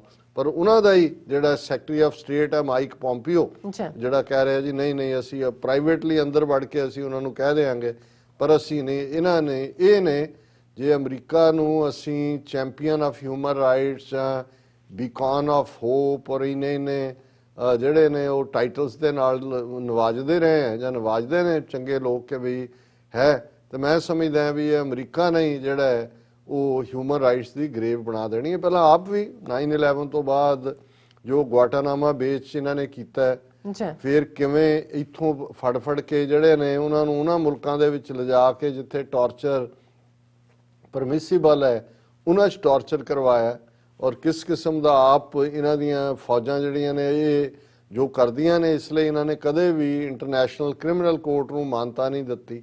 ਔਰ ਟਰੰਪ ਨੇ ਤਾਂ ਯੂਨਾਈਟਿਡ ਨੇਸ਼ਨਸ ਔਰ ਹਿਊਮਨ ਰਾਈਟਸ ਉਹਨਾਂ ਸਾਰਿਆਂ ਦੀਆਂ ਧੱਜੀਆਂ ਉਡਾ ਦਿੱਤੀਆਂ। ਸੋ ਮੈਂ ਸਮਝਦਾ ਵੀ ਇਹ ਇਸ 'ਚ ਅਸੀਂ ਅਫਸੋਸ ਤੋਂ ਬਿਨਾਂ ਹੋਰ ਕੀ ਕਹਿ ਸਕਦੇ ਹਾਂ, ਕਿਉਂਕਿ ਇਹ ਜੇ ਅਮਰੀਕਾ ਵਰਗਾ ਮੁਲਕ ਇਸ ਰਸਤੇ ਤੇ ਤੁਰਿਆ ਹੋਇਆ ਹੈ ਤੇ ਫਿਰ ਜੇ ਬਾਕੀਆਂ ਨੂੰ ਕੌਣ ਕੀ ਕਹੇਗਾ। ਡਿਕਟੇਟਰਸ਼ਿਪਸ ਜਾਂ ਫੌਜੀ ਰੂਲ ਜਾਂ ਕਮਿਊਨਿਸਟ ਰੂਲਰਸ ਉਹ ਤਾਂ ਪਹਿਲਾਂ ਹੀ ਹਿਊਮਨ ਰਾਈਟਸ ਦਾ ਮਜ਼ਾਕ ਬਣਾਉਂਦੇ ਨੇ। ਔਰ ਹੁਣ ਅਸੀਂ ਜਿਵੇਂ ਰੋਜ਼ਾਨਾ ਗੁਰਬਾਣੀ ਵਿਚਾਰ ਕਰਦੇ ਹਾਂ, ਅੱਜ ਵੀ ਅਸੀਂ 111 ਔਰ 112 ਨੰਬਰ ਸ਼ਲੋਕ ਕਬੀਰ ਸਾਹਿਬ ਦੇ ਉਹਨਾਂ ਨੂੰ ਅਸੀਂ ਵਿਚਾਰ ਅਧੀਨ ਲਿਆਵਾਂਗੇ। ਔਰ ਸਾਡੇ ਦਰਸ਼ਕਾਂ ਵੱਲੋਂ ਇਹ ਪਸੰਦ ਵੀ ਕੀਤਾ ਜਾਂਦਾ ਹੈ, ਖਾਸ ਤੌਰ ਤੇ ਸਾਡੇ ਪਾਕਿਸਤਾਨੀ ਭੈਣਾਂ ਭਰਾਵਾਂ ਵੱਲੋਂ ਵੀ, ਔਰ ਭਾਰਤ ਦੇ ਨਕਸ਼ੇ 'ਚ ਔਰ ਕਸ਼ਮੀਰ 'ਚ ਵੀ, ਭਾਰਤੀ ਕਬਜ਼ੇ ਵਾਲੇ ਕਸ਼ਮੀਰ 'ਚੋਂ ਵੀ ਸਾਡੇ ਕਾਫੀ ਵਿਊਅਰ ਨੇ, ਔਰ ਉਹਨਾਂ ਵੱਲੋਂ ਵੀ ਇਸ ਸੈਗਮੈਂਟ ਨੂੰ ਪਸੰਦ ਕੀਤਾ ਜਾਂਦਾ ਹੈ, ਕਿਉਂਕਿ ਇਹ ਸਾਡੀ ਰੂਹਾਨੀ ਸਾਂਝ ਵੱਲ ਵੀ ਜਿਹੜਾ ਹੈ ਉਹ ਇੱਕ ਸਮਝਦਾਰੀ ਪੈਦਾ ਕਰਦਾ ਹੈ ਕਿ ਕਿਵੇਂ ਵਹਾਦਤ ਦਾ ਕਾਨਸੈਪਟ, ਇੱਕ ਰੱਬ ਦਾ ਕਾਨਸੈਪਟ, ਔਰ ਜਿਹੜੇ ਰਸਤੇ ਇਬਾਦਤ, ਮੁਹੱਬਤ ਔਰ ਖਲਕਤ ਦੀ ਸੇਵਾ ਇਹ ਸਾਡੀਆਂ ਸਾਂਝਾਂ ਨੇ, ਔਰ ਇਹਨਾਂ ਦੇ ਉੱਤੇ ਅਸੀਂ ਹਮੇਸ਼ਾ ਗੱਲ ਵੀ ਕਰਦੇ ਹਾਂ। ਔਰ ਪਹਿਲਾ ਸ਼ਲੋਕ ਹੈ, ਕਬੀਰ ਸੋਈ ਕੁਲ ਭਲੀ ਜਾ ਕੁਲ ਹਰ ਕੋ ਦਾਸ, ਜੈ ਕੁਲ ਦਾਸ ਨਾ ਉਪਜੈ ਸੋ ਕੁਲ ਢਾਕ ਪਲਾਸ। ਹੁਣ ਕਬੀਰ ਸਾਹਿਬ ਦਾ ਐਮਫੈਸਿਸ ਹੈ ਕਿ ਰੱਬ ਦੀ ਯਾਦ ਹਮੇਸ਼ਾ ਰਹੇ, ਔਰ ਇਨਸਾਨ ਉਹੀ ਹੈ ਜਿਸ ਦੀ ਜ਼ਿੰਦਗੀ ਦਾ ਮਰਕਜ਼, ਜ਼ਿੰਦਗੀ ਦਾ ਸੈਂਟਰ ਰੱਬ ਦੀ ਇਬਾਦਤ ਹੈ। ਔਰ ਜਿਸ ਕੁਲ ਦੇ ਵਿੱਚ, ਖਾਨਦਾਨ ਦੇ ਵਿੱਚ, ਜਿਸ ਟੱਬਰ ਦੇ ਵਿੱਚ ਰੱਬ ਦਾ ਪਿਆਰਾ ਹੁੰਦਾ ਹੈ, ਸਮਝੋ ਕਿ ਉਹ ਸਾਰੀ ਕੁਲ ਤਰ ਜਾਂਦੀ ਹੈ। ਹਾਲਾਂ ਸਾਡੇ ਕਾਮਨ ਮੈਨਸ ਲੈਂਗੁਏਜ ਹੁੰਦਾ ਸੀ ਕਿ ਭਾਈ ਜਿੱਥੇ ਰੱਬ ਦਾ ਨਾਂ ਜਪਣ ਵਾਲੇ ਨੇ, ਕਹਿੰਦੇ ਜੀ ਇਹਦੀਆਂ ਤੇ 21 ਕੁਲਾਂ ਤਰ ਗਈਆਂ। ਹੁਣ ਉਹ ਕੋਈ ਗਿਣ ਕੇ ਤਾਂ ਨਹੀਂ ਹੁੰਦੀਆਂ, ਪਰ ਮਤਲਬ ਇਹੀ ਹੈ ਕਿ ਉਹਦਾ ਪ੍ਰਭਾਵ ਹਾਲਾਂਕਿ ਬਹੁਤ ਵਾਰ ਹੁੰਦਾ ਤਾਂ ਦੀਵੇ ਥੱਲੇ ਹਨੇਰਾ ਹੀ ਹੈ, ਕਿ ਵੀ ਉਹਨਾਂ ਦੇ ਵਿੱਚ ਉਹ ਜਿਹਨੂੰ ਸਾਡੇ ਅਖਾਣ 'ਚ ਕਹਿੰਦੇ ਨੇ ਵੀ ਘਰ ਕਾ ਜੋਗੀ ਜੋਗੜਾ, ਬਾਹਰ ਕਾ ਜੋਗੀ ਸਿੱਧ। ਕੁਲਾਂ ਦਾ ਪਤਾ ਨਹੀਂ ਜਿਹੜਾ ਉਹ ਉਹਨਾਂ ਨੂੰ ਕਿੰਨੀ ਕੁ ਸਮਝ ਆਉਂਦੀ ਹੈ, ਲੇਕਿਨ ਇਸ ਕੋਈ ਸ਼ੱਕ ਨਹੀਂ ਹੈ ਕਿ ਕਬੀਰ ਸਾਹਿਬ ਕਹਿੰਦੇ ਨੇ ਕਿ ਭਾਈ ਉਹ ਖਾਨਦਾਨ, ਉਹ ਟੱਬਰ, ਉਹ ਪਰਿਵਾਰ ਭਲਾ। ਕਬੀਰ ਸੋਈ ਕੁਲ ਭਲੀ ਜਾ ਕੁਲ ਹਰ ਕੋ ਦਾਸ, ਕਿ ਜਿਸ ਕੁਲ ਦੇ ਵਿੱਚ ਕੋਈ ਰੱਬ ਦਾ ਪਿਆਰਾ, ਰੱਬ ਦਾ ਜਿਹੜਾ ਚਾਕਰ ਉਹ ਪੈਦਾ ਹੋਏ, ਜਹ ਕੁਲ ਦਾਸ ਨਾ ਉਪਜੈ ਸੋ ਕੁਲ ਢਾਕ ਪਲਾਸ। ਹੁਣ ਢਾਕ ਪਲਾਸ ਹੁੰਦਾ ਹੈ ਜਿਹੜਾ ਯੂਜ਼ਲੈਸ ਵੀਡਸ ਹੁੰਦੀਆਂ ਨੇ, ਘਾਹ, ਔਰ ਜਿਹੜਾ ਕਿਸੇ ਕੰਮ ਨਹੀਂ ਆਉਂਦਾ, ਬਿਲਕੁਲ ਨੇਫਲ ਹੁੰਦਾ ਹੈ ਜਿਹੜੀ ਚੀਜ਼, ਕਿ ਵੀ ਜਿੱਥੇ ਤਾਂ ਰੱਬ ਦਾ ਪਿਆਰਾ ਆ ਗਿਆ ਉਹ ਸਮਝੋ ਕੁਲ ਧਨ ਹੈ, ਤੇ ਜਿਹਦੇ 'ਚ ਨਹੀਂ ਹੈ ਉਹ ਸਮਝੋ ਵੀ ਐਵੇਂ ਘਾਹ ਫੂਸ ਹੈ। ਇਹ ਇਸ ਦਾ ਭਾਵ ਹੈ। ਔਰ ਦੂਸਰਾ ਸ਼ਲੋਕ ਹੈ, ਕਬੀਰ ਹੈ ਗਏ ਬਾਹਨ ਸਗਨ ਕਨ, ਲਾਖ ਤਜਾ ਫਹਿਰਾਏ ਇਹਾ ਸੁਖ ਤੇ ਭਿਖਾ ਭਲੀ, ਜੋ ਹਰ ਸਿਮਰਤ ਦਿਨ ਜਾਏ। ਹੁਣ ਦੋ ਚੀਜ਼ਾਂ ਦਾ ਕੰਪੈਰੀਜ਼ਨ ਹੈ। ਬਾਦਸ਼ਾਹਤ, ਹੁਣ ਉਹਨਾਂ ਜ਼ਮਾਨਿਆਂ 'ਚ ਬਾਦਸ਼ਾਹਾਂ ਦੀ ਦੌਲਤ ਕੀ ਹੁੰਦੀ ਸੀ? ਇੱਕ ਤਾਂ ਹੀਰੇ ਮੋਤੀ ਜਵਾਹਰਾਤ, ਉਹ ਤਾਂ ਉਹਨਾਂ ਦੇ ਤੋਸ਼ੇਖਾਨੇ 'ਚ ਭਰੇ ਹੁੰਦੇ ਸੀ, ਪਰ ਜਿਹੜਾ ਦਿਖਾਵਾ ਸੀ ਬਾਹਰ, ਉਹਨਾਂ ਦੇ ਵਿੱਚ ਹਾਥੀ, ਘੋੜੇ ਔਰ ਵੱਡੇ ਵੱਡੇ ਝੰਡੇ ਝੂਲਦੇ। ਔਰ ਉਹਦੇ ਤੋਂ ਉਹਨਾਂ ਨੇ ਦੂਸਰਾ ਜਿਹੜਾ ਆਮ ਜਿਹੜਾ ਰੱਬ ਦੇ ਰਸਤੇ ਤੁਰਿਆ ਫਕੀਰ ਹੈ, ਉਹਦੇ ਕੋਲ ਕੀ ਹੈ? ਉਸ ਤਾਂ ਜਿਹੜਾ ਉਹ ਦੋ ਵੇਲੇ ਦੀ ਰੋਟੀ ਵੀ ਜੇ ਉਹਨੂੰ ਨਹੀਂ ਨਸੀਬ ਹੁੰਦੀ, ਉਹ ਫਿਰ ਵੀ ਸ਼ੁਕਰ 'ਚ ਰਹਿੰਦਾ ਹੈ, ਮਸਤੀ 'ਚ ਰਹਿੰਦਾ ਹੈ, ਪਿਆਰ 'ਚ ਰਹਿੰਦਾ, ਉਹ ਫਕੀਰ ਹੈ। ਪਰ ਉਹ ਬਾਦਸ਼ਾਹਾਂ ਦਾ ਬਾਦਸ਼ਾਹ ਹੈ ਕਿਉਂਕਿ ਉਹਦੇ ਕੋਲ ਰੱਬ ਦੀ ਯਾਦ ਹੈ, ਰੱਬ ਦਾ ਨਾਂ ਹੈ। ਔਰ ਕਬੀਰ ਸਾਹਿਬ ਕਹਿੰਦੇ ਨੇ ਕਿ ਹੈ, ਕਹਿੰਦੇ ਨੇ ਹਾਥੀਆਂ ਜਿਹੜਾ ਘੋੜਿਆਂ ਨੂੰ, ਗਏ ਕਹਿੰਦੇ ਨੇ ਹਾਥੀ ਨੂੰ, ਵਾਹਨ ਸਵਾਰੀ, ਕਿ ਵੀ ਜਿਨ੍ਹਾਂ ਦੇ ਕੋਲ ਹਾਥੀਆਂ ਘੋੜਿਆਂ ਦੀਆਂ ਸਘਨ ਖਨ, ਬਹੁਤ ਸਾਰੇ ਹਾਥੀ, ਬਹੁਤ ਸਾਰੇ ਘੋੜੇ, ਅਣਗਿਣਤ ਇਹ ਸਵਾਰੀਆਂ ਸਨ। ਲਾਖ ਤਜਾ ਫਹਿਰਾਏ, ਤਜਾ ਕਹਿੰਦੇ ਨੇ ਫਲੈਗ ਨੂੰ, ਝੰਡੇ ਨੂੰ, ਔਰ ਜਿਨ੍ਹਾਂ ਦੇ ਲੱਖਾਂ ਝੰਡੇ ਝੂਲਦੇ ਨੇ, ਕਿਉਂਕਿ ਹੁੰਦਾ ਇਹ ਸੀ ਵੀ ਜਿਸ ਇਲਾਕੇ ਨੂੰ ਫਤਿਹ ਕੀਤਾ ਉੱਥੇ ਜਾ ਕੇ ਵੀ ਉਹਦੀ ਰਿਆਸਤ ਦਾ ਝੰਡਾ ਪੁੱਟ ਦਿੱਤਾ, ਆਪਣਾ ਲਾ ਦਿੱਤਾ। ਔਰ ਇਸ ਕਿਸਮ ਦੇ ਲੱਖਾਂ ਝੰਡੇ ਝੁਲਾ ਦਿੱਤੇ ਜਿਨ੍ਹਾਂ ਬਾਦਸ਼ਾਹਾਂ ਨੇ, ਔਰ ਜਿਨ੍ਹਾਂ ਦੀ ਦੌਲਤ ਅਣਗਿਣਤ ਹਾਥੀ ਘੋੜੇ ਔਰ ਦੂਸਰਾ ਸੀ। ਅੱਛਾ, ਇਹਾ ਸੁਖ ਤੇ ਭਿਖਾ ਭਲੀ ਜੋ ਹਰ ਸਿਮਰਤ ਦਿਨ ਜਾਹੇ। ਪਰ ਜੇ ਇਹਨਾਂ ਬਾਦਸ਼ਾਹਾਂ ਨੂੰ ਰੱਬ ਭੁੱਲਿਆ ਹੋਇਆ, ਬਿਲਕੁਲ, ਫਿਰ ਇਹਨਾਂ ਦੇ ਨਾਲੋਂ ਉਹ ਫਕੀਰ ਚੰਗਾ ਹੈ ਕਿ ਇਸ ਤੋਂ ਭਿਖਾ ਹੁੰਦਾ ਕਿ ਮੰਗ ਕੇ ਖਾਣਾ। ਕਿ ਵੀ ਜੇ ਉਹਦੇ 'ਚ ਰੱਬ ਭੁੱਲਿਆ ਇਹਨਾਂ ਨੂੰ ਤੇ ਫਿਰ ਇਹਨਾਂ ਨਾਲੋਂ ਮੰਗ ਖਾਣਾ ਫਕੀਰ ਚੰਗਾ ਹੈ ਜੋ ਹਰ ਸਿਮਰਤ ਦਿਨ ਜਾਹੇ, ਕਿ ਜਿਸ ਦਾ ਦਿਨ ਰੱਬ ਦੀ ਯਾਦ ਦੇ ਵਿੱਚ ਗੁਜ਼ਰਦਾ ਹੈ, ਰੱਬ ਨੂੰ ਯਾਦ ਕਰਦਿਆਂ ਗੁਜ਼ਰਦਾ। ਔਰ ਗੁਰੂ ਨਾਨਕ ਸਾਹਿਬ ਨੇ ਜਦੋਂ ਅਸੀਂ ਸੋਹਣੇ ਘਰ ਮਹਿਲ ਔਰ ਬਹੁਤ ਚੰਗੇ ਜੀਵਨ ਸਟਾਈਲ ਦੀ ਗੱਲ ਕਰਦੇ ਅੱਛਾ, ਤੇ ਗੁਰੂ ਨਾਨਕ ਸਾਹਿਬ ਦਾ ਇੱਕ ਸ਼ਬਦ ਹੈ, ਯਾਦ ਦਹਾਨੀ ਕਰਵਾਉਂਦਾ। ਇਹ ਨਹੀਂ ਹੈ ਕਿ ਸਿੱਖੀ ਦੇ ਵਿੱਚ ਚੰਗਾ ਜਿਉਣਾ, ਚੰਗਾ ਖਾਣਾ ਜਾਂ ਚੰਗਾ ਘਰ, ਚੰਗੀ ਗੱਡੀ ਦਾ ਹੋਣਾ, ਇਸ ਨੂੰ ਕੋਈ ਮਨਾਹੀ ਕੀਤੀ ਹੋਈ ਹੈ। ਪਰ ਗੁਰੂ ਸਾਹਿਬ ਦਾ ਫਰਮਾਨ ਹੈ, ਮੋਤੀ ਤਾਂ ਮੰਦਰ ਉਸਰੈ, ਰਤਨੀ ਤਾਂ ਹੋਏ ਜੜਾਓ, ਕਸਤੂਰ ਕੁੰਗੂ ਅਗਰ ਚੰਦਨ ਲੀਪ ਆਵੈ ਚਾਓ, ਮਤ ਦੇਖ ਪੂਲਾ ਵਿਸਰੈ, ਤੇਰਾ ਚਿਤ ਨਾ ਆਵੈ ਨਾਉ। ਕਿ ਮੋਤੀਆਂ ਦੇ ਘਰ ਬਣਾਓ। ਪੁਰਾਤਨ ਪੰਜਾਬੀ ਚ ਮੰਦਰ ਘਰ ਨੂੰ ਕਹਿੰਦੇ ਸੀ। ਉਸ ਦੇ ਵਿੱਚ ਰਤਨ ਜੂਲ ਜੜ ਦਿਓ। ਮੋਤੀ ਤਾਂ ਮੰਦਰ ਉਸਰੈ, ਰਤਨੀ ਤਾਂ ਹੋਏ ਜੜਾਓ, ਕਸਤੂਰ ਕੁੰਗੂ ਅਗਰ ਚੰਦਨ। ਇਹ ਸਾਰੀਆਂ ਹੀ ਹੁਣ ਖੁਸ਼ਬੂ ਵਾਲੀਆਂ ਚੀਜ਼ਾਂ ਨੇ। ਕਸਤੂਰੀ ਹੈ, ਕੇਸਰ ਹੈ, ਅਗਰ ਦੀ ਲੱਕੜ ਜਿਹਦੇ ਚੋਂ ਅਗਰਬੱਤੀ ਬਣਦੀ ਹੈ, ਕਸਤੂਰ ਹਿਰਨ ਦੀ ਨਾਭੀ ਚ ਹੁੰਦਾ, ਬਹੁਤ ਮਹਿੰਗੀ ਹੁੰਦੀ ਹੈ ਕਸਤੂਰੀ। ਕਿ ਉਸ ਘਰ ਦੇ ਵਿੱਚ ਮੋਤੀਆਂ ਔਰ ਹੀਰਿਆਂ ਨਾਲ ਜੜੇ ਦੇ ਵਿੱਚ ਖੁਸ਼ਬੂਆਂ ਜਿਹੜਾ ਉਹਦਾ ਲੇਪ ਕਰਨਾ ਹੈ, ਕਸਤੂਰ ਕੁੰਗੂ ਅਗਰ ਚੰਦਨ, ਚੰਦਨ ਖੁਸ਼ਬੂ, ਲੀਪ ਉਹਦਾ ਲੇਪ ਕਰੋ, ਲੀਪ ਆਵੈ ਚਾਓ। ਇਹਨਾਂ ਚਾਰ ਚ ਫਿਰ ਪਰ ਇੱਕ ਗੱਲ ਦਾ ਧਿਆਨ ਰਹੇ, ਮਤ ਦੇਖ ਪੂਲਾ ਵਿਸਰੈ, ਤੇਰਾ ਚਿਤ ਨਾ ਆਵੇ ਨਾ। ਕਿਤੇ ਇਸ ਕਿਸਮ ਦੇ ਘਰ ਚ ਬਹਿ ਕੇ ਉਹ ਰੱਬ ਨਾ ਭੁੱਲੇ, ਉਸ ਰੱਬ ਦੀ ਯਾਦ ਨਾ ਭੁੱਲੇ। ਔਰ ਇਹੀ ਹੈ ਜਦੋਂ ਅਸੀਂ ਇਹ ਕਹਿੰਦੇ ਹਾਂ ਕਿ ਭਾਈ ਤੈਨੂੰ ਰੱਬ ਨਾ ਭੁੱਲੇ, ਇਹ ਦੁਆ ਫਕੀਰਾਂ ਦੀ। ਜੀ ਡਾਕਟਰ ਸਾਹਿਬ, ਤੁਹਾਡਾ ਬਹੁਤ ਬਹੁਤ ਸ਼ੁਕਰੀਆ। ਤੁਸੀਂ ਅਧਿਆਇ ਇਸ਼ੂ ਤੇ ਅੱਜ ਦਾ ਵਿਚਾਰ ਸਾਡੇ ਦਰਸ਼ਕਾਂ ਨਾਲ ਸਾਂਝਾ ਕੀਤਾ। ਸੋ ਇਸ ਤਰ੍ਹਾਂ ਆਪਣੇ ਵਿਊਅਰਸ ਕੋਲ ਨੇ ਇਜਾਜ਼ਤ। ਵਿਊਅਰਸ, ਤੁਹਾਡਾ ਬਹੁਤ ਬਹੁਤ ਸ਼ੁਕਰੀਆ। ਤੁਸੀਂ ਆਪਣੇ ਕੀਮਤੀ ਸਮੇਂ ਵਿੱਚ ਸਮਾਂ ਕੱਢ ਕੇ ਸਾਨੂੰ ਆਪਣੀ ਰਾਏ ਤੇ ਸੁਝਾਅ ਭੇਜੇ। ਨਹੀਂ ਤਾਂ ਭੇਜਦੇ ਰਹਿਣਾ ਸਾਡੇ ਇਸ ਪਤੇ ਤੇ sos@tv.tv ਤੇ। ਅਸੀਂ ਆਪਣਾ ਪ੍ਰੋਗਰਾਮ ਲੈ ਕੇ ਫਿਰ ਦੁਬਾਰਾ ਤੁਹਾਡੇ ਸਨਮੁਖ ਹੋਵਾਂਗੇ। ਤਦ ਤੱਕ ਲਈ ਮੈਨੂੰ ਤੇ ਆਪਣੇ ਨਰਸ ਨੂੰ ਆਗਿਆ ਦਿਓ। ਦੇਖਦੇ ਰਹੋ TV84। ਬੁਲਾ ਦਿਓ ਫਤਿਹ। ਵਾਹਿਗੁਰੂ ਜੀ ਕਾ ਖਾਲਸਾ, ਵਾਹਿਗੁਰੂ ਜੀ ਕੀ ਫਤਿਹ। ਰੱਬ ਰਾਖਾ।